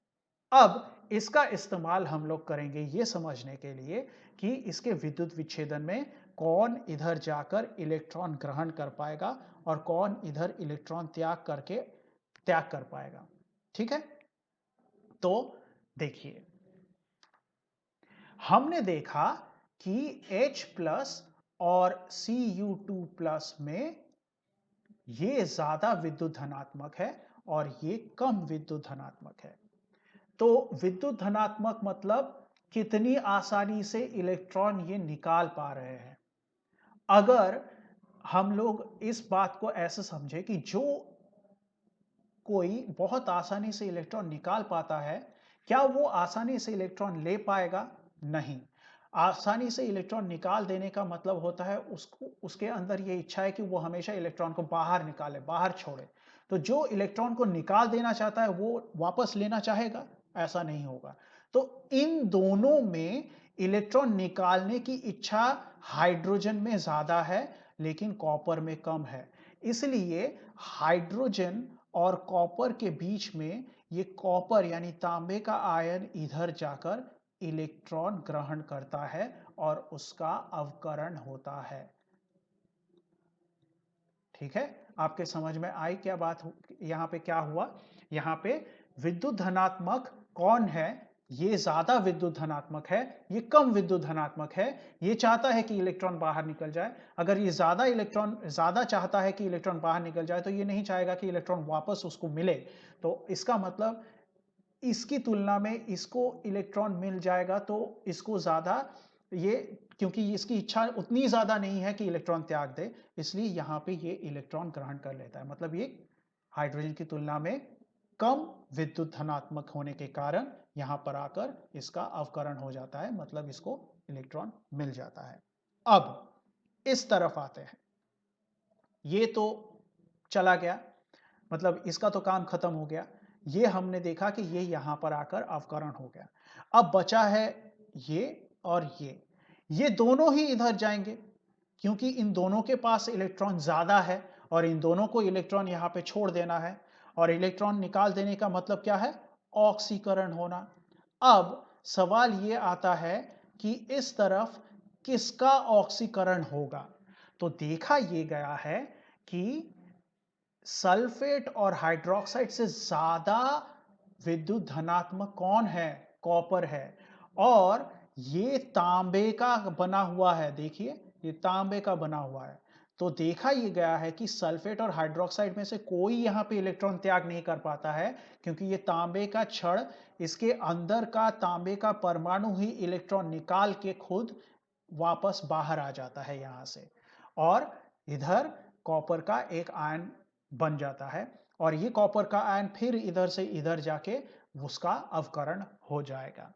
मतलब आपके समझ में आ रही होगी, थोड़ा थोड़ा दिमाग में आपके आ रहा होगा कि जैसे जैसे ये प्रक्रिया आगे जाएगी, ये तांबे का जो छड़ है ये धीरे धीरे इसमें घुलता जाएगा। इसमें से इलेक्ट्रॉन, इसमें से जो तांबे के परमाणु हैं वो निकलते जाएंगे आयन के रूप में, और इसके जितने भी इलेक्ट्रॉन हैं यहां से बह के ऐसे जाते रहेंगे। ये तब तक चलता रहेगा जब तक ये पूरा का पूरा एनोड खत्म नहीं हो जाता है। तो आप लोगों को ये समझ में आ गया होगा कि यहाँ पे क्या हो रहा है। बहुत इंपॉर्टेंट है कि तांबा इधर जाके अवकरण हो रहा है और तांबे का ही ऑक्सीकरण होके इधर आ रहा है। तो कैसे और क्यों हो रहा है वो मैंने आपको विस्तारित रूप से समझा दिया है। तो देखिए कि ये तांबे का जो आयन है ये इधर आके अवकरण होगा और यही तांबा इधर से निकला भी था, वो ऑक्सीकरण यानी अपना इलेक्ट्रॉन त्याग कर यहाँ से निकला था। तो आगे बढ़ते हैं। देखिए कॉपर सल्फेट का विद्युत विच्छेदन हो गया Cu2 प्लस और SO42 माइनस में। लेकिन क्या कॉपर सल्फेट अकेला था विद्युत विच्छेदन में? नहीं, वो जलीय घोल में था। मतलब वहां पे H2O था जिससे हमें H प्लस और OH माइनस का भी आयन मिला था विद्युत विच्छेद्य पदार्थ में। तो कॉपर सल्फेट का जलीय घोल लिया गया था और उसके कारण से कॉपर सल्फेट का विद्युत विच्छेदन हुआ। अब हम लोग देखेंगे कि विद्युत विच्छेदी किसको लिया गया? कॉपर सल्फेट का जलीय घोल, इसको विद्युत विच्छेदक के रूप में लिया गया। अब यहां पर कैथोड के रूप में किसको लिया गया था? तांबा। एनोड के रूप में भी तांबे को ही लिया गया था। और हमने देखा था कि कैथोड पर कैसी प्रक्रिया हुई। कैथोड पर देखिए, यहां पर वापस थोड़ा सा जाइए। कैथोड पर, ये कैथोड है, कैथोड पर ये वाला क्या हो रहा था? ये इलेक्ट्रॉन ग्रहण कर रहा था यानी अवकरण हो रहा था। कैथोड पे हमेशा ही अवकरण होगा, मैंने आपसे कहा था। तो देखिए कैथोड पर क्या हो रहा है। कैथोड पर ये तांबे ने, यहाँ पे 2 प्लस है तो उसको कितने इलेक्ट्रॉन चाहिए? 2 इलेक्ट्रॉन चाहिए। तो 2 प्लस के लिए 2 इलेक्ट्रॉन उसने ले लिया और उसने एक तांबे का परमाणु बना लिया। तो अवकरण हो गया। ठीक उसी तरह से एनोड पर कॉपर क्या हो रहा है? वो ज्यादा, बहुत ज्यादा मात्रा में विद्युत धनात्मक है। कम से कम सल्फेट और हाइड्रोक्साइड से तो ज्यादा ही धनात्मक है विद्युत। तो उसने अपना इलेक्ट्रॉन, अपने 2 इलेक्ट्रॉन त्याग दिए और उसने एक कॉपर का क्या बना लिया? आयन बना लिया। तो इधर अवकरण हुआ था, इधर इलेक्ट्रॉन निकल गया तो ऑक्सीकरण हो गया। तो इस तरह से हमें कॉपर सल्फेट का विद्युत विच्छेदन होते हुए नजर आ रहा है। अब बिल्कुल यही प्रक्रिया हमें जब खनिज के रूप में तांबा निकाला जाता है तो उस तांबे के शुद्धिकरण में इस्तेमाल होता हुआ नजर आता है। जो जो यहां पे हुआ है वो सब, बस हमें सिर्फ इतना ध्यान में रखना है कि ये जो, देखिए इस चित्र में देखिए, यहां पे कॉपर आके जमा हो रहा है। देखिए यहां पे तांबा आके जमा हो रहा है। तो इसका मतलब अगर मुझे कॉपर का शुद्धिकरण करना है तो मुझे शुद्ध तांबा कहां मिलेगा? कैथोड पर मिलेगा। और अशुद्ध तांबे को मैं कहां रखूंगा? एनोड पर रखूंगा। तो जब शुद्धिकरण होगा तो यहां पे मैं अशुद्ध तांबे को रखूंगा। अशुद्ध तांबा मतलब जो मुझे जमीन के नीचे से खनिज के रूप में प्राप्त हुआ था, उसमें जो मिली हुई अशुद्धियां थी उसके साथ मैं उसको बैटरी के ऐसे प्लस वाले छोर के साथ जोड़ दूंगा और इधर मैं शुद्ध तांबा रखूंगा। और जैसे जैसे प्रक्रिया आगे बढ़ेगी तो इधर से सिर्फ तांबे का परमाणु निकलेगा और इधर आके बैठता रहेगा और मुझे तांबा शुद्ध होता हुआ नजर आएगा। तो वही मैंने यहां पर आप लोगों को साथ में ही समझा दिया है कि यही प्रक्रिया होगी। सिर्फ क्या होगा? कॉपर के अयस्क में मिली अशुद्धियों को पृथक करने के लिए कॉपर सल्फेट होगा, इसको सल्फेट कर लीजिएगा। कॉपर सल्फेट का विद्युत विच्छेदन किया जाता है, बिल्कुल जैसे हमने यहाँ पे विद्युत विच्छेदन किया है, बिल्कुल उसी तरह से। और इस प्रक्रिया में कैथोड पर किसको रखा जाएगा? शुद्ध तांबे को। एनोड पर किसको रखा जाएगा? अशुद्ध तांबे के अयस्क को। तो इस तरह से कॉपर सल्फेट का विद्युत विच्छेदन और उसका शुद्धिकरण कैसे होता है हमने सीखा। अब आगे बढ़ेंगे और देखेंगे कि विद्युत धनात्मकता क्या है। किसी परमाणु किसी परमाणु की इलेक्ट्रॉन त्यागने की क्षमता को विद्युत धनात्मकता कहते हैं। यह हमने सीखा था। ठीक है। तो अब देखो यहां पे क्या हुआ। विद्युत विच्छेदन, कॉपर सल्फेट का जो विद्युत विच्छेदन हो रहा था उसमें हमने देखा कि कैथोड की तरफ कौन गया? Cu2 plus. और कौन गया? H plus. ये दोनों आयन ही आकर्षित होते हैं। परंतु Cu2 प्लस की विद्युत धनात्मकता क्या है? H प्लस की तुलना में क्या है? कम है। तो कम होने के कारण Cu2 प्लस इलेक्ट्रॉन ग्रहण करके Cu यानी तांबे के रूप में जमा होता है। तो यही बात मैंने आप लोगों को समझाई थी कि विद्युत धनात्मकता का प्रभाव किस प्रकार से पड़ता है।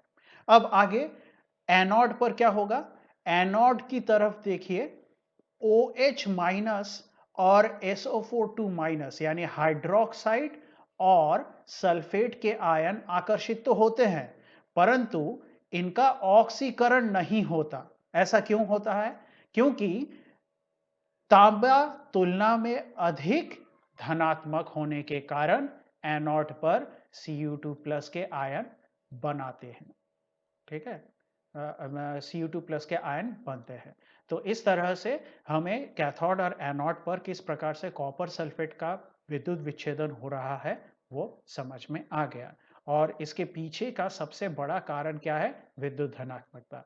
यही निर्धारित करती है कि कैथोड पर और एनोड पर सिर्फ और सिर्फ तांबा ही अवकरण और अवकृत और ऑक्सीकृत होगा, बाकी और कोई आयन वहां पे अवकृत या ऑक्सीकृत नहीं हो पाते हैं। अब आगे बढ़ते हैं और देखते हैं कि विद्युत विच्छेदन के उदाहरण में देखिए, कैथोड पर Cu2 प्लस का अवकरण होकर Cu परमाणु जम जाते हैं तथा एनोड पर नए Cu2 प्लस आयन लगातार बनते रहते हैं। मैंने आपको समझाया था कि किस तरह से कैथोड पर यह जमा हो रहा है और एनोड पर लगातार बनते रहते हैं। तो यह प्रक्रिया तब तक चलती रहेगी, यह भी मैंने आपको बताया था, यह तब तक चलती रहेगी जब तक एनोड में उपस्थित कॉपर पूरी तरह से विद्युत विच्छेद में घुल ना जाए। ठीक है, जब तक एनोड के सारे कॉपर के परमाणु पूरी तरह से घुल नहीं जाते तब तक यह प्रक्रिया चलती रहेगी। और कॉपर के शुद्धिकरण में इसी प्रक्रिया द्वारा हमें कैथोड पर शुद्ध तांबा मिलता है। तो शुद्धिकरण में हमें कैथोड पर शुद्ध तांबा इसी प्रकार से मिल जाएगा। तो आगे बढ़ते हैं और देखते हैं विद्युत विच्छेदन के उदाहरण में ही जल का विद्युत विच्छेदन कैसे होता है। तो हमने सीख लिया कि NaCl का विद्युत विच्छेदन कैसे होता है, कॉपर सल्फेट का विद्युत विच्छेदन कैसे होता है और वहां पे क्या क्या जरूरी चीजें हैं। अब हम लोग देखेंगे कि जल का विद्युत विच्छेदन कैसे होता है। तो बढ़ने से पहले हमें ये ज्ञात होना चाहिए कि जल एक यौगिक है जिसमें 2 हाइड्रोजन और 1 ऑक्सीजन रहता है और साथ ही साथ शुद्ध जल विद्युत का चालक नहीं है। तो शुद्ध जल में विद्युत विच्छेदन नहीं हो पाएगा क्योंकि उसमें से विद्युत जा ही नहीं पाएगी। ठीक है, तो शुद्ध जल में ये काम नहीं होगा, तो इसलिए इस पे हमें कुछ और मिलाना पड़ेगा। कोई अम्ल जल में मिलाना पड़ेगा, तब जाकर विद्युत विच्छेदन जल का संभव हो पाएगा। अम्ल कैसा कौन सा होना चाहिए? HCl हो सकता है, H2SO4 हो सकता है। ठीक है, तो हमें अम्ल मिला के इस जल को विद्युत विच्छेदन के लायक बनाना पड़ेगा, तो जल का विद्युत विच्छेदन हो पाएगा। दूसरी बात यह है कि जल के विद्युत विच्छेदन में जो चित्र है वो थोड़ा सा बदल जाएगा। हम लोगों ने अब तक चित्र कैसे देखा था? ऐसे देखा था ना, ऐसे छड़ ऊपर से आ रही थी। लेकिन जल के विद्युत विच्छेदन में थोड़ा सा अलग होगा। ऐसा क्यों होगा? क्योंकि जब जल का विद्युत विच्छेदन होगा तो ध्यान दीजिए, हमें यहां पर गैस मिलेंगे। कौन से वाले गैस मिलेंगे? हाइड्रोजन और ऑक्सीजन के गैस मिलेंगे। और हाइड्रोजन और ऑक्सीजन के गैस मिलेंगे तो वो बाहर निकलने की कोशिश करेंगे और बाहर निकलने की कोशिश करेंगे, तो इसलिए थोड़ा सा हमें यहां पर इस प्रक्रिया के तरीके को थोड़ा सा बदलना पड़ेगा, जो कि चित्र से हमें साफ नजर आएगा। देखिए, तो देखिए, ये जल का विद्युत विच्छेदन करने की प्रक्रिया है और इसमें ये जो पात्र है इसको हम लोगों ने क्या नाम दिया था? इसको हम लोगों ने कहा था वोल्टामीटर। और अब देखिए, पिछली बार विद्युत विच्छेदन में जो छड़ थे वो ऊपर से ऐसे लगे हुए थे, तार के साथ जुड़े हुए थे, ऐसे ऊपर से ऐसे घूम के आ रहे थे, तार के साथ जुड़े हुए थे। लेकिन इस बार कैसे है? इस बार देखिए, इस बार ये जो विद्युतोद है, ये नीचे से जुड़े हुए हैं, मतलब पात्र के नीचे से यहां से निकले हैं, यहां से निकले हैं और यहां से ये तार जुड़ा हुआ है बैटरी के साथ। ठीक है? तो ये तो हम लोगों को समझ में आता होगा कि ये प्लस है बैटरी का, ये माइनस है। तो ये प्लस के साथ जुड़ा हुआ है, तो ये वाला विद्युतोद प्लस के साथ जुड़ा हुआ है, तो आप थोड़ा-सा दिमाग में सोचिए कि ये अगर प्लस के साथ जुड़ा हुआ है, तो कौन से वाले आयन को अपनी ओर खींचेगा? एनायन को अपनी ओर खींचेगा। एनायन को अपनी ओर खींचेगा, तो इसका नाम क्या होना चाहिए? एनोड होना चाहिए। ठीक उसी तरह से ये वाला जो विद्युतोद है, ये माइनस छोर के साथ, बैटरी के माइनस छोर के साथ जुड़ा हुआ है। तो ये कौन से वाले आयन को अपनी ओर खींचेगा? कैटायन को अपनी ओर खींचेगा। कैटायन को अपनी ओर खींचेगा, तो इसका नाम क्या होना चाहिए? कैथोड होना चाहिए। तो आप लोगों को समझ में आ रही होगी बात। अब देखिए, ये एनायन खींच रहा है अपनी ओर, एनायन खींच रहा है, मतलब ये, अब थोड़ा-सा H2O पे नज़र डालिए। H2O को अलग कीजिए, तो यहाँ पे जो हाइड्रोजन है, वो प्लस आयन बनाता है और जो ऑक्सीजन है, वो माइनस आयन बनाती है ना? ये आपको पता होगा, ऑक्सीजन माइनस बनाती है आयन और ये प्लस आयन बनाती है। तो ये वाला जो इलेक्ट्रोड या विद्युतोद है, ये प्लस होने के कारण ये अपनी ओर ऑक्सीजन को खींच रहा है ना? ये अपनी ओर ऑक्सीजन को खींच रहा है। तो ठीक उसी तरह से ये वाला माइनस इलेक्ट्रोड होने के कारण अपनी ओर किसको खींचेगा? प्लस को, यानी हाइड्रोजन को खींचेगा।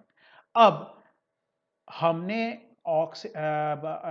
हमने जल के अणु में क्या देखा है? हमने जल के अणु में देखा है कि जल का अणु 2 हाइड्रोजन और 1 ऑक्सीजन से मिलके बना है। तो आप मुझे थोड़ा-सा सोच के बताइए, अगर मैं एक जल के अणु को तोड़ूँगा, तो मुझे 2 हाइड्रोजन के परमाणु मिलने चाहिए और 1 ऑक्सीजन का परमाणु मिलना चाहिए। तो इसका मतलब मैं जितनी बार पानी के अणु को, जल के अणु को तोड़ूँगा, तो मुझे हर बार हाइड्रोजन ऑक्सीजन के दुगने संख्या में मिलना चाहिए, है ना? तो अब आप थोड़ा-सा सोच के देखिए कि अगर मैं 5 जल के अणुओं को तोड़ता हूं, तो यहाँ पे कुल मिला के कितने हाइड्रोजन है? ये यहाँ पे कुल मिला के 10 हाइड्रोजन है और कितने ऑक्सीजन है? 5 ऑक्सीजन है। इसका मतलब यहाँ पर भी जितने ऑक्सीजन मिले, 5 ऑक्सीजन है, यहाँ पर भी जितने ऑक्सीजन मिले, उसका दुगना हाइड्रोजन मिला। यहाँ पे 1 ऑक्सीजन था, तो उसका दुगना यानी 2 हाइड्रोजन मिला था। तो आप थोड़ा-सा सोचिए, यहाँ पे देखिए, ध्यान दीजिए, हाइड्रोजन यहाँ पे जमा हो रहा है और गैस के रूप में यहाँ पर आकर जमा हो रहा है। देखिए, इस ट्यूब के अंदर जमा हो रहा है और इस ट्यूब के अंदर की जो खाली जगह है, यहाँ पे आपको दिख रही है खाली जगह, ठीक है? 1 मिनट, आपको मैं साफ करके दिखा देता हूँ। देखिए, यहाँ पे ये जो जगह है, ये खाली जगह है। तो ये खाली जगह पे क्या जमा हो गया? हाइड्रोजन गैस जमा हुआ और इधर ये प्लस विद्युतोद है, तो इधर ऑक्सीजन आके जमा हो रहा था और ये ऑक्सीजन गैस के रूप में यहाँ पे जमा हो रहा था। और ऑक्सीजन अगर गैस के रूप में यहाँ पे जमा होता है, तो यहाँ पर जो गैस हमें मिलेगी वो क्या होगी? ऑक्सीजन होगी। अब थोड़ा-सा ध्यान दीजिए इस जगह को और इस जगह को।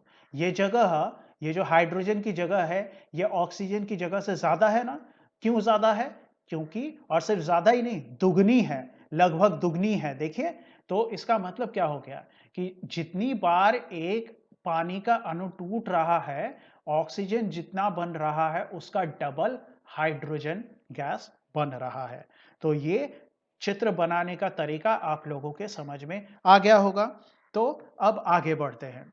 तो देखिए, हम लोगों ने क्या सीखा कि ये जो, अब ये देखिए, ये तरल पदार्थ को हमने लिया था जल के विद्युत विच्छेदन में। मैंने आपको कहा था कि जल शुद्ध रूप में विद्युत का विच्छेदन नहीं करवा विद्युत प्रवाहित नहीं करवा पाती है, तो उसको हमें क्या मिलाना पड़ेगा उसमें? थोड़ा सा अम्ल मिलाना पड़ेगा। तो इसलिए हमने यहाँ पे सल्फ्यूरिक अम्ल मिलाया है और वो तनु क्यों है? क्योंकि पानी मिला हुआ है। तनु मतलब उसमें फीका हो गया है। तो तनु क्यों? क्योंकि पानी मिला हुआ है, तो तनु सल्फ्यूरिक अम्ल हमने यहाँ पे मिला दिया है। तो तो यहाँ पे हम लोगों को पानी के साथ-साथ यहाँ पे क्या-क्या कौन-सा आयन मिलेगा देखिए, ध्यान दीजिए।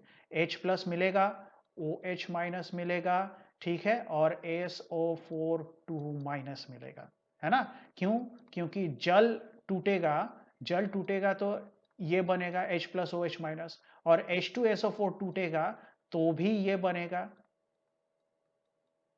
है ना? H2SO4 टूटेगा तो 2 पानी के अणु निकलते हैं, तो 2 हाइड्रोजन के आयन निकलते हैं, तो 2 हाइड्रोजन के आयन और इस तरह से SO4 2 नेगेटिव। ऐसा ये सारे के सारे ये तो दोनों ही हाइड्रोजन के ही परमाणु हैं। ये हाइड्रोजन के ही आयन हैं और ये हाइड्रोजन का हाइड्रोक्साइड का आयन, ये सल्फेट का आयन। ठीक है? तो यहाँ पे कुल मिला के हमें हाइड्रोजन के आयन मिल रहे हैं और सल्फेट आयन मिल रहे हैं और हाइड्रोक्साइड के आयन, ये 3 तरह के आयन हमें मिल रहे हैं। अब आगे ये क्या है? ये मैंने आप लोगों को समझा दिया है। इस तरफ कैटायन आकर्षित होकर आएंगे, इसलिए ये कैथोड है। और जल के विद्युत विच्छेदन के लिए हमें कौन से धातु का इस्तेमाल करना है कैथोड के रूप में? प्लैटिनम का इस्तेमाल करना है। ठीक उसी तरह से ये वाला भी क्या है? प्लैटिनम है। और ये क्या है? किसको खींच रहा था अपनी ओर? एनायन को। तो इसका नाम एनोड है। ठीक है? तो इस तरह से हमें ये चित्र समझ में आ रहा होगा। तो अब आगे बढ़ते हैं और देखते हैं कि यहाँ पर आयन कौन-कौन से बनेंगे। तो देखिए, ये जो H+ का आयन है, ये किधर जा रहा है? देखिए कैथोड की तरफ जा रहा है ना, क्यों? क्योंकि ये H+ तो कैटायन है, तो कैटायन कैथोड की तरफ जाएगा। तो उसके बाद OH- का आयन देखिए इधर जा रहा है, तो ये इधर आएगा। अब थोड़ा-सा सोचिए, यहाँ पे ये भी तो था और ये भी था, तो फिर प्लस इलेक्ट्रोड पे या एनोड की तरफ ये ही क्यों गया, ये क्यों नहीं गया? क्योंकि विद्युत धनात्मकता। विद्युत धनात्मकता मतलब वो इच्छा जिसके कारण वो इलेक्ट्रॉन त्यागना चाहता है। तो विद्युत धनात्मकता हाइड्रोक्साइड की ज्यादा है सल्फेट के तुलना में। तो सल्फेट के आयन की तुलना में हाइड्रोक्साइड अपने इलेक्ट्रॉन को ज्यादा त्याग देने की कोशिश करता है और ज्यादा त्याग देने की कोशिश में सल्फेट के जगह पे हाइड्रोक्साइड का आयन यहां पर आकर अपना इलेक्ट्रॉन निकाल देता है और यहां पर हाइड्रोक्साइड के यहां पर ये गैस जो है जमा होते हैं। अब आगे देखेंगे कि यहाँ पे बाकी का आगे का काम क्या हो रहा है। आप लोगों को लग रहा होगा कि यहाँ पे तो हाइड्रोजन आ गया, लेकिन यहाँ पे सिर्फ ऑक्सीजन तो नहीं आया, हाइड्रोक्साइड आ गया। तो वो क्या होता है, अब आगे हम लोग देखेंगे। तो देखिए, अब देखिए, यहाँ पर मैंने आपको समझाया था कि इस जगह पे कौन जमा हो रहा है, कौन सा गैस? हाइड्रोजन गैस जमा हो रहा है। इस जगह पे कौन सा गैस जमा हो रहा है? ऑक्सीजन गैस जमा हो रहा है। तो इतना हम लोग समझ चुके हैं। तो अब आगे बढ़ते हैं। तो विद्युत विच्छेदन के उदाहरण में अब देखेंगे पानी का विद्युत विच्छेदन कैसे हो रहा है। देखिए, H2O टूट रहा है, मैंने आपको बताया H+ और OH- के आयन में। और सिर्फ ये शुद्ध जल का हो रहा है क्या? नहीं, शुद्ध जल होता तो ये टूटना इतना आसान नहीं होता। इसमें हम लोगों को अम्ल मिलाना पड़ रहा है और हमने यहाँ पर कौन सा अम्ल मिलाया है? सल्फ्यूरिक अम्ल। तो सल्फ्यूरिक अम्ल देखिए, मैंने आपको तोड़ के बताया था कि सल्फ्यूरिक अम्ल टूटेगा तो देखिए 2 हाइड्रोजन है, तो 2 हाइड्रोजन के आयन निकले और सल्फेट का ये आयन निकला। तो इस तरह से हमें विद्युत विच्छेदन होता हुआ नजर आया अम्लीय जल का। अब आगे बढ़ते हैं। तो विद्युत विच्छेद्य यहां पे क्या है? विद्युत विच्छेद्य है जल का अम्लीय जल, उसका विद्युत विच्छेद्य है। तो जल का अम्लीय घोल ये हम लोगों ने विद्युत विच्छेद्य के रूप में यहां पर इस्तेमाल किया है। और हमने कैथोड के रूप में प्लैटिनम का छड़ का इस्तेमाल किया है, एनोड के रूप में भी प्लैटिनम छड़ को इस्तेमाल किया है। अब आगे क्या होगा? अब आगे देखते हैं कि कैथोड पर देखिए हाइड्रोजन गया और उसने वहां से एक इलेक्ट्रॉन को ग्रहण किया ग्रहण करने के बाद उसने एक हाइड्रोजन का क्या बनाया, परमाणु बनाया। और ये क्या है, ये इलेक्ट्रॉन इसके साथ जुड़ गया है, मतलब अवकरण हो गया है। अब थोड़ा सा सोचिए कि प्रकृति में हमें हाइड्रोजन कभी इस तरह से अकेला अकेला नहीं मिलता। हमें हाइड्रोजन हाइड्रोजन गैस के रूप में इस तरह से मिलता है, यानी द्विपरमाणविक रूप में मिलता है। तो अगर यहाँ पे मुझे दो हाइड्रोजन के परमाणु का एक अणु बना के दिखाना है, तो क्या करना पड़ेगा, यहाँ पे दो हाइड्रोजन के आयन चाहिए। तो दो हाइड्रोजन के आयन अगर हैं तो उनके एक हाइड्रोजन के आयन पर अगर एक प्लस होता है तो दो हाइड्रोजन के आयन पर कुल मिला के दो प्लस हो जाने चाहिए। तो दो हाइड्रोजन के आयन के दो प्लस को संभालने के लिए दो इलेक्ट्रॉन की जरूरत पड़ जाएगी, और दो इलेक्ट्रॉन इस पर आएगा तो पूरी तरह से उसका अवकरण होगा, और इसी के साथ हमें हाइड्रोजन गैस मिल जाएगी। अब आगे एनोड पर जाते हैं।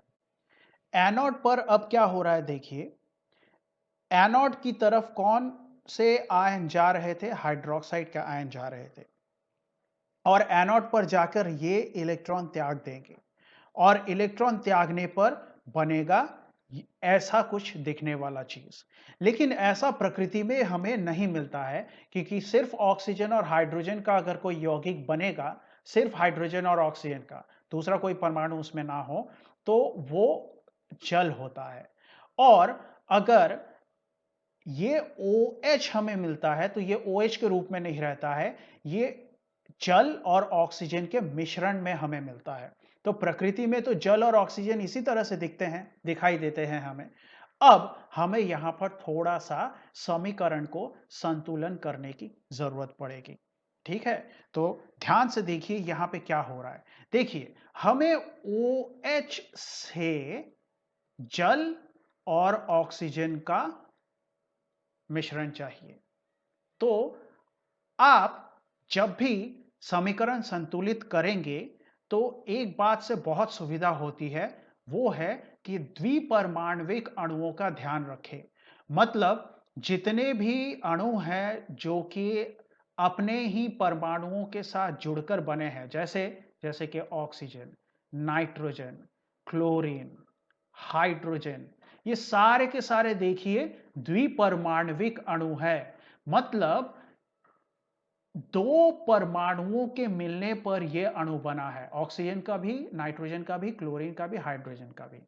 इनको ध्यान में रखने की जरूरत क्यों है, क्योंकि साधारणतः क्लास 10 के जितने भी समीकरण हैं, साधारणतः कुछ कुछ समीकरण इस नियम का पालन नहीं करेंगे, लेकिन हमारे समझने के लिए, हमारी आसानी के लिए ऐसा देखना कि ये दिखता है कि जितने भी द्विपरमाणविक अणु हैं, ये लोग, जितने भी द्विपरमाणविक अणु हैं, ये लोग समीकरण में जोड़ संख्या में हमें दिखेंगे। ठीक है, तो जोड़ संख्या में दिखने का मतलब क्या है, मैं आपको समझाता हूं। देखिए देखिए OH से हमें एक समीकरण बनाना है जहां पे H2O और O2 मिलेगा। अब थोड़ा सा सोचिए कि प्रकृति में H2 इस तरह से अणु बनाते हैं, मतलब हाइड्रोजन के आयन अणु इस तरह से बनते हैं और ऑक्सीजन के अणु इस तरह से बनते हैं। तो ज्यादातर समीकरणों में ही ये जो हाइड्रोजन और ऑक्सीजन है, ये जोड़ संख्या में हमें दिखेंगे, बेजोड़ संख्या में नहीं दिखेंगे। अब थोड़ा सा इधर ध्यान दें, तो OH एक ऑक्सीजन और एक हाइड्रोजन दोनों ही बेजोड़ संख्या में है। मतलब यहां पे कोई एक नंबर बैठा के मुझे इन दोनों को जोड़ संख्या में लेके जाना है।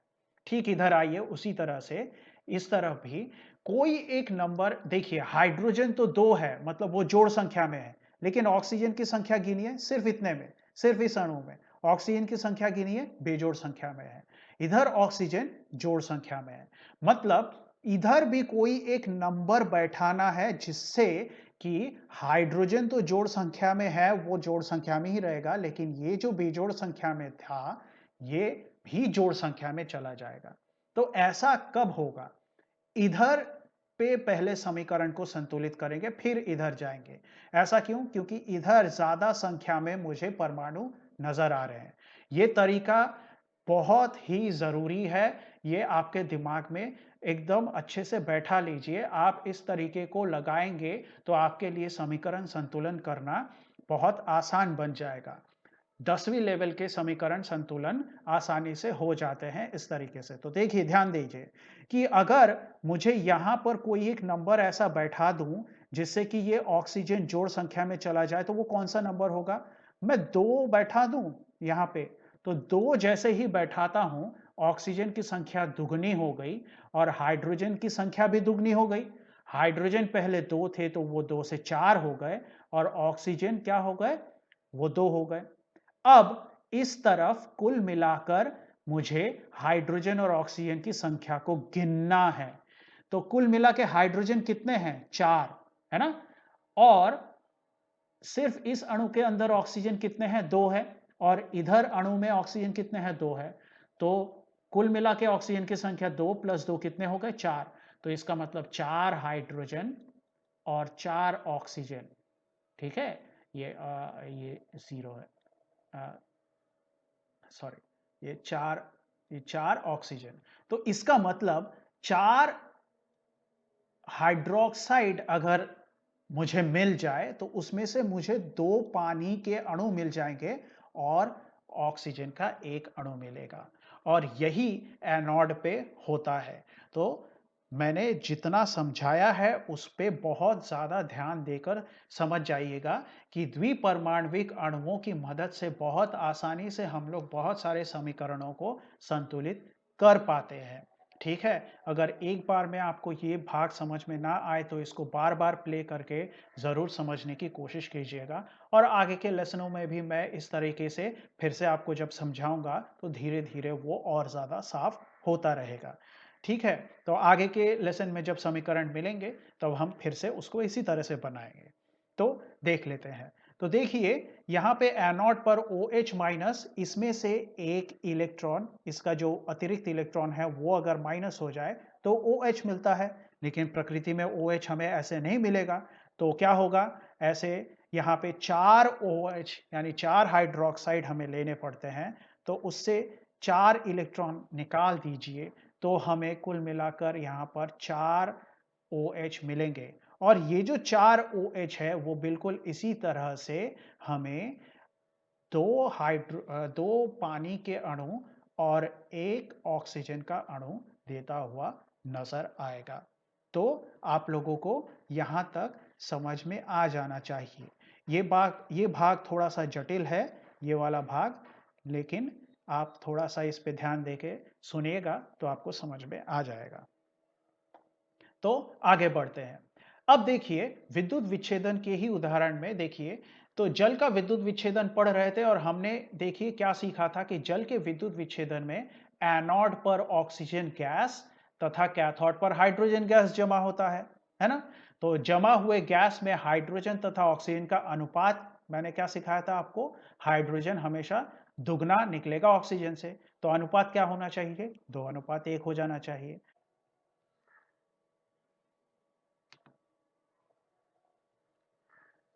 तो देखिए, अब आगे ये जल के विद्युत विच्छेदन में अगर हमने क्या किया था? हमने जल के जो विद्युत विच्छेदन में इस तरह से 2 छड़ें लगाई थी।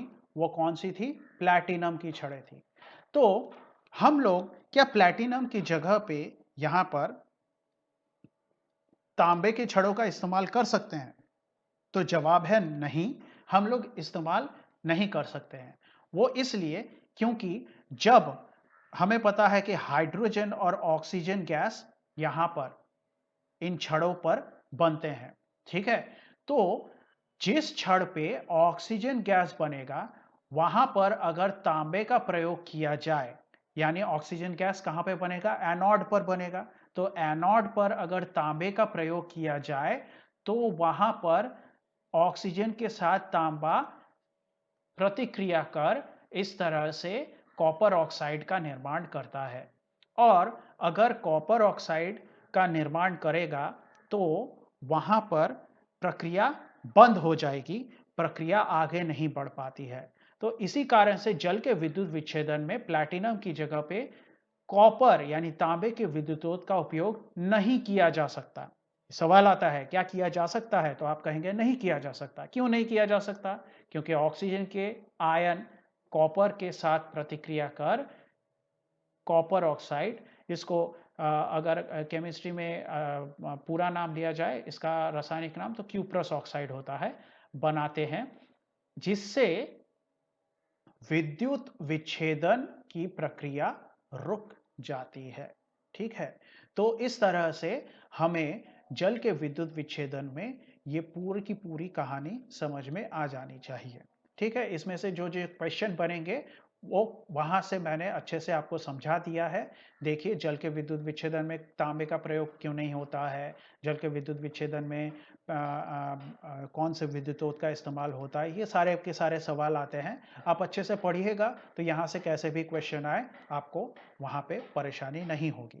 आगे बढ़ते हैं तो विद्युत विच्छेदन के अब हम लोग उपयोगों के बारे में पढ़ेंगे।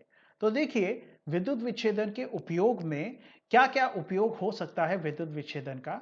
तो सबसे पहले उपयोग होता है शुद्धिकरण में। मैंने आपको इसके पहले ही बता दिया था कि तांबे का शुद्धिकरण हो सकता है विद्युत विच्छेदन के रूप में। सिर्फ तांबे का ही नहीं, जस्ता, एल्यूमीनियम, लेड इत्यादि धातुओं का भी शुद्धिकरण हमें विद्युत विच्छेदन के द्वारा ही करना पड़ता है। ठीक है? अब सिर्फ शुद्धिकरण नहीं, इसका और एक प्रयोग होता है जिसको कहते हैं विद्युत लेपन या इलेक्ट्रोप्लेटिंग। तो शुद्धिकरण की प्रक्रिया में आगे देखते हैं कि शुद्धिकरण की प्रक्रिया में क्या होता है। देखिए, शुद्धिकरण कब चाहिए हमें? शुद्धिकरण चाहिए जब खनिज पदार्थ निकलते हैं हमारी पृथ्वी के नीचे से, तो उनको शुद्ध बनाया जाता है क्योंकि उसमें बहुत सारे अशुद्धियाँ मिली रहती है। तो शुद्धिकरण की प्रक्रिया में आप याद कीजिए, हमें शुद्ध धातु को एक जगह पे जमा करना है। तो शुद्ध धातु और धातु हमेशा ही प्लस आयन बनाते हैं। ठीक है? हमें शुद्धिकरण करना है तांबा, जस्ता, एल्यूमीनियम, लेड जैसे धातुओं का और धातु हमेशा ही प्लस आयन बनाते हैं। तो प्लस आयन को अगर किसी जगह पे जाके ले जाकर वहाँ पे जमा करना है, तो जिस जगह पे उसको जमा करना है, उस जगह को खुद को माइनस होना पड़ेगा, तभी तो प्लस का आयन उस तरफ जाके जमा होगा। तो प्लस का आयन कौन से वाले माइनस छोर की तरफ जमा होता है, उसको हम लोग बोलते हैं कैथोड। तो इसका मतलब हमेशा शुद्धिकरण प्रक्रिया में शुद्ध जो भी चीज है, जो शुद्धिकरण के बाद जो चीज हमें शुद्ध धातु जो मिलेगा, वो कहाँ मिलेगा? कैथोड में मिलेगा। और जो अशुद्ध खनिज पदार्थ है उसको हमें एनोड छोर पे रखना पड़ेगा, तब जाके हमारी शुद्धिकरण प्रक्रिया संभव हो पाएगी। तो देखिए एनोड पर हमें अशुद्ध धातुओं को रखना पड़ता है। ठीक है? तो ये एनोड पर अशुद्ध धातु को रखा, तो यहां से मान लीजिए तांबे को रखा है, तो यहां से उसने अपने इलेक्ट्रॉन को निकाल दिया, निकाल कर वो खुद यहां पर आ गया और ये प्लस वाला आयन इलेक्ट्रॉन निकाल दिया तो वो खुद प्लस हो गया। अब ये प्लस आयन खींचा चला जाएगा और यहाँ पे बैठ जाएगा। तो वो साफ सुथरा यानी शुद्ध जो धातु है वो कैथोड पर चिपकता जाएगा और हमें कैथोड मोटा होता हुआ नजर आएगा। इधर एनोड धीरे धीरे घुलकर उसमें जो अशुद्धियां हैं वो नीचे गिरती जाएगी और जो शुद्ध धातु के परमाणु है वो निकलकर इस तरह से कैथोड पर आते जाएंगे। तो इसी तरह इसीलिए एनोड पर हमें हमेशा ही अशुद्ध धातुओं को रखना है शुद्धिकरण की प्रक्रिया में और कैथोड पर शुद्ध धातु को रखा जाता है। इस तरह से हमें दोनों इलेक्ट्रोड बनाने पड़ते हैं। ठीक है? तो अब आगे बढ़ते हैं। विद्युत विच्छेदन का जो अगला उपयोग है वो है विद्युत लेपन।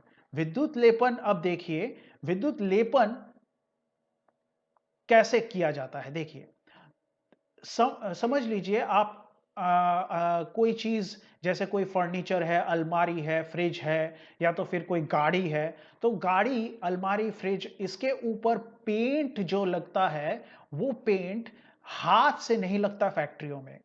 उस पेंट को लगाने के लिए क्या किया जाता है, पूरे पेंट के अंदर उस चीज को डुबा दिया जाता है और उस चीज पे ऐसे आवेश यानी प्लस आवेश मान लीजिए, मैंने उदाहरण के लिए यहां पे दिया है, प्लस आवेश मान लीजिए डाल दिया जाता है और इस पेंट में पेंट के अंदर जो भी कण है उनको माइनस आवेश कर दिया जाता है, तो ये पेंट इस पर आकर ऐसे ऐसे बैठ जाती है।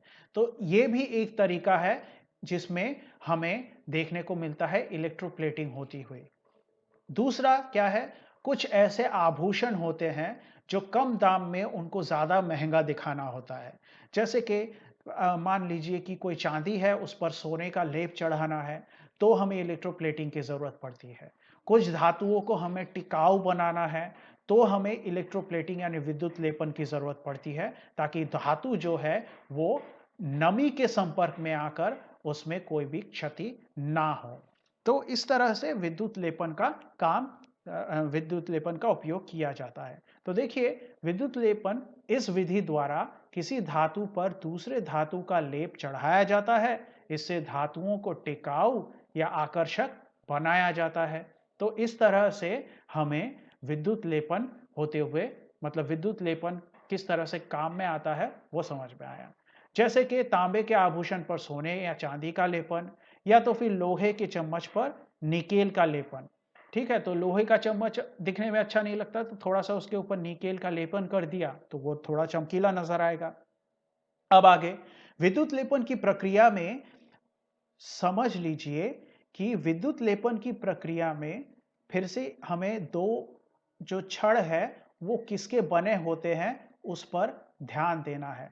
देखिए, विद्युत लेपन की प्रक्रिया में ये प्लस है, ये माइनस है, तो ये वाला छड़ और ये वाला छड़, अब हमें लेपन करना है, तो किसी धातु का लेपन करना है और उस धातु, और वो धातु हमेशा ही प्लस आयन बनाएगा। धातु के आयन हमेशा प्लस होते हैं, तो ये धातु का आयन अगर इसका लेपन करना है इसके ऊपर, तो हमें इस चीज को माइनस के साथ जोड़ के रखना पड़ेगा, तभी तो ये प्लस आयन को आकर्षित करेगी। इसका मतलब क्या हुआ? इसका मतलब यह हुआ कि मान लीजिए किसी चम्मच को मुझे लेपन करना है, निकेल का लेपन लोहे के चम्मच को, तो उसको मैं यहां पर यानी कैथोड पर जोड़ दूंगा, तभी वो ये जो निकेल का आयन है वो अपने ऊपर खींचकर चिपकाएगा। ठीक उसी तरह से ये जो निकेल है ये हमें एनोड पर रखना पड़ेगा, शुद्ध निकेल, ताकि ये निकेल यहां से निकलता रहे और यहां पर आकर चिपकता रहे। इस तरह से इलेक्ट्रोप्लेटिंग की प्रक्रिया या विद्युत लेपन की प्रक्रिया चलती रहेगी।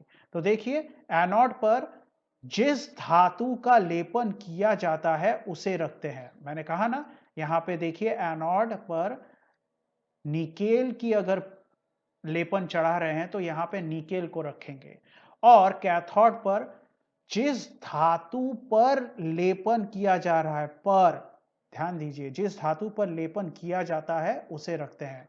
मैंने यहां पर क्या कहा था आपको, मान लीजिए कि एक चम्मच है, तो वो चम्मच यहां पर हम लोग लगा देंगे। तो इस तरह से हमें विद्युत लेपन होते हुए न। तो विद्युत लेपन के समझ जाने के बाद अब हम लोग आगे बढ़ते हैं और देखते हैं कि विद्युत लेपन की प्रक्रिया निकेल में अगर हम लोग निकेल प्लेटिंग करेंगे तो किस प्रकार से होती है। तो देखते हैं। देखिए, हमें विद्युत लेपन करना है और मैंने आपको समझाया था कि विद्युत लेपन में जिस चीज पर लेपन होगा, जिस वस्तु पर लेपन होगा, उसे हमें कैथोड बनाना है। मतलब उसको हमें वहां जोड़ना है जहां पर जाकर प्लस आयन बैठे। तो इसका मतलब ये कैथोड बन जाएगा। मतलब ये जो वस्तु है जिस पर हमें लेप करना है वो कैथोड बन जाएगा। अब ये कैथोड बन गया, लेकिन जिसका लेपन करना है, जैसे कि मैंने कहा कि अब हम लोग देखेंगे कि निकेल का विस्तारित रूप से लेपन कैसे होता है। तो ये जो धातु है जिसका लेपन करना है, मतलब ये निकेल का हमें लेपन करना है इस चम्मच के ऊपर, तो हमें यहां पर शुद्ध निकेल की छड़ को ले लेना है। और ये अगर प्लस छोर के साथ लगा रहेगा तो ये क्या बन गया, ये एक एनोड बन गया। तो एनोड पर हमें वो चीज, वो धातु लेनी है जिसका लेप हम चढ़ा रहे हैं, और कैथोड पर हम वो वस्तु रख रहे हैं जिस पर लेपन होगा। आगे बढ़ते हैं। तो देखिए, कैथोड वह वस्तु जिस पर लेपन करना है, ठीक है, और एनोड वह धातु जिसका लेप चढ़ाना है, ठीक है। अब आगे बढ़ते हैं। तो आगे निकेल प्लेटिंग में देखिए कि हमें ये जो विद्युत विच्छेद है ये जो विद्युत विच्छेद है वो क्या चाहिए। उसको हमें लेना पड़ेगा निकेल सल्फेट। निकेल सल्फेट का जलीय घोल हम लेंगे और उसमें से विद्युत प्रवाहित करेंगे, तो वो निकेल सल्फेट बनाएगा। यहाँ पे 2 प्लस होंगे, इसको थोड़ा सा ठीक कर लीजिएगा। ये Na प्लस नहीं होगा, ये Ni निकेल 2 प्लस होगा। ठीक है, इसको थोड़ा सा ठीक कर लीजिएगा अब। तो यहाँ पे निकेल सल्फेट का जलीय घोल लिया जाएगा, और निकेल सल्फेट के जलीय घोल में हम लोग देखेंगे कि निकेल का आयन तैयार हुआ, निकेल का आयन तैयार हुआ और सल्फेट का आयन तैयार हुआ। अब देखिए कि ये वाला चम्मच क्या है। चम्मच हमारा कैथोड है। चम्मच कैथोड है, मतलब वह वस्तु जिस पर लेपन करना है। और ये कौन सा भाग है? ये एनोड है, जहां पे हमें शुद्ध निकेल को रखना पड़ेगा। तो अगर ऐसा करेंगे तो हमें विद्युत विच्छेदन में कौन से आयन मिलेंगे? देखिए, Na2 प्लस के आयन मिल गए, ठीक है। उसके बाद SO4 2 नेगेटिव के आयन यानी सल्फेट के आयन दिख गए। और याद रखिए, जलीय घोल है तो यहाँ पे H प्लस और OH माइनस के भी आयन नजर आएंगे। लेकिन इलेक्ट्रोप्लेटिंग में हमें दिखता है कि निकेल यहाँ पे जाके बैठ रहा है। वैसे ये एनोड, कैथोड की तरफ ये वाला, मतलब हाइड्रोजन का आयन और निकेल का आयन दोनों ही जाएंगे। लेकिन यहाँ पर किसका इलेक्ट्रॉन किसके साथ जुड़ेगा, मतलब किसका अवकरण होगा? यहाँ पे निकेल का अवकरण होगा। ऐसा क्यों? क्योंकि हाइड्रोजन ज्यादा धनात्मक है, ज्यादा विद्युत धनात्मक है निकेल की तुलना में। हाइड्रोजन ज्यादा विद्युत धनात्मक है तो याद कीजिए, ये इलेक्ट्रॉन छोड़ना ज्यादा चाहेगा, ना कि लेना चाहेगा। लेकिन निकेल हाइड्रोजन की तुलना में कम विद्युत धनात्मक है, तो इसलिए इसके साथ इलेक्ट्रॉन जाने के बजाय इसके साथ जुड़ जाएगा। यानी निकेल यहां पे आके बैठ जाएगा, हाइड्रोजन का आयन नहीं, उसका अवकरण नहीं हो पाएगा। ठीक उसी तरह से सल्फेट के आयन और हाइड्रोक्साइड का आयन इस तरह बढ़ेंगे तो सही, लेकिन निकेल इनसे तुलना में ज्यादा विद्युत धनात्मक है। ठीक है, तुलना में, इन दोनों की तुलना में निकेल ज्यादा विद्युत धनात्मक है, तो वो आसानी से धातु से अपना इलेक्ट्रॉन निकालकर Na2 प्लस का आयन बना लेता है। ठीक है, तो इन दोनों में से कोई भी यहाँ पर अपने इलेक्ट्रॉन को नहीं दे पाएगा, क्योंकि निकेल यहाँ पे पहले से है और वो बड़ी खुशी खुशी अपने 2 इलेक्ट्रॉनों को यहाँ भेज देगा और खुद इस विद्युत विच्छेद में अंदर आ जाएगा। ठीक है, तो यहां पर हमें यह समझना जरूरी था कि क्यों निकेल ही इधर से इधर आ रहा है, बाकी लोग क्यों नहीं आ पा रहे हैं। कारण वही है, विद्युत धनात्मकता। तो देखिए, निकेल यहां पे बैठ गया और निकला कहां से? शुद्ध निकेल यहां से निकला। तो अब आगे बढ़ते हैं। विद्युत लेपन की प्रक्रिया में निकेल प्लेटिंग में हम लोग देखेंगे कि विद्युत विच्छेद किसको लिया था हमने? विद्युत विच्छेद लिया था हमने निकेल सल्फेट के जलीय घोल को। तो देखिए, विद्युत विच्छेद हमने लिया निकेल सल्फेट के जलीय घोल को, और कैथोड पे किसको रखा? कैथोड पे हमने उस चीज को रखा जिस पर हमें लेप चढ़ाना है। तो वस्तु जिस पर लेप चढ़ाना है उसको कैथोड बना दिया, और एनोड पे शुद्ध निकेल, मतलब धातु जिसका लेप हमें चढ़ाना है। ठीक है, यहाँ पे जिस पर शब्दों पर ध्यान दीजिए, जिस पर लेप चढ़ाना है और यहाँ पे जिसका, ठीक है, धातु जिसका लेप चढ़ाना है। शब्दों पे आप ध्यान दीजिएगा यहाँ पे, नहीं तो आपको कंफ्यूजन हो जाएगी। ठीक है। तो अब एनोड और कैथोड में क्या क्या होगा वो हमने समझ लिया। अब आगे देखते हैं कि देखिए कैथोड पर क्या हो रहा है। कैथोड पर निकेल गया, उसने 2 इलेक्ट्रॉन ग्रहण किए और वहां पे हमें निकेल, शुद्ध निकेल के रूप में नजर आया, लेकिन ये चम्मच पर जुड़ चुका है। और यहाँ पे क्या हुआ, इलेक्ट्रॉन जुड़ गया है, मतलब अवकरण हुआ है। एनोड पर क्या होगा, एनोड पर मैंने कहा था कि विद्युत धनात्मकता के कारण निकेल अपने 2 इलेक्ट्रॉन को त्याग देगी और वो क्या करेगी, ऑक्सीकृत होकर निकेल के आयन बनाएगी। तो इस तरह से हमें निकेल का प्लेटिंग देखने को मिलता है।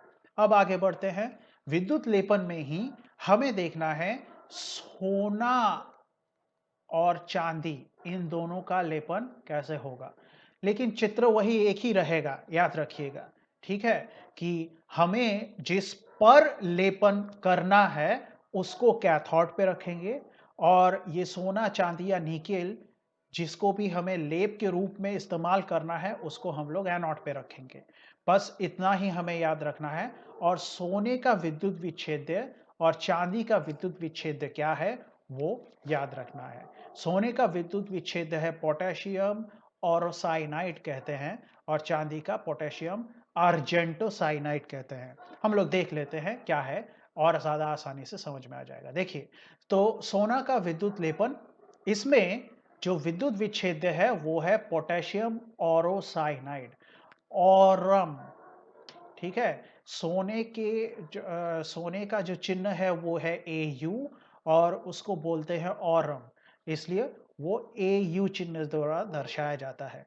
तो पोटेशियम औरोसाइनाइड का जलीय घोल हम लोग इस्तेमाल करेंगे सोने का विद्युत लेपन करने के लिए। ठीक है, अब मुझे ये बताइए कि कैथोड पे किसको रखा जाएगा, जिस पर सोना चढ़ाना है हमें उस पर रखना है। तो जिस वस्तु पर हमें लेप चढ़ाना है उसको कैथोड पे रखेंगे। एनोड पर किसको रखेंगे, शुद्ध सोने को रखेंगे। देखिए, शुद्ध सोना, तो इसका मतलब हमें ये बात बहुत आसानी से समझ में आ जानी चाहिए। अब यहाँ पर क्या होगा, देखिए कैथोड पर क्या हो रहा है, कैथोड पर ये जो सोना है ये जाएगा और उसको जुड़ने के लिए अपना इलेक्ट्रॉन वो लेगा, कैथोड से अपना इलेक्ट्रॉन लेगा, और जो भी चीज है उसके ऊपर ये सोना बैठ जाएगा। मान लीजिए ये चीज है, तो इसके ऊपर ये सोना ऐसे बैठ जाएगा, एकदम समान रूप से चारों ओर से बैठ जाएगा। तो इस यहाँ पे कैथोड पर हमें पता है कि अवकरण होता है।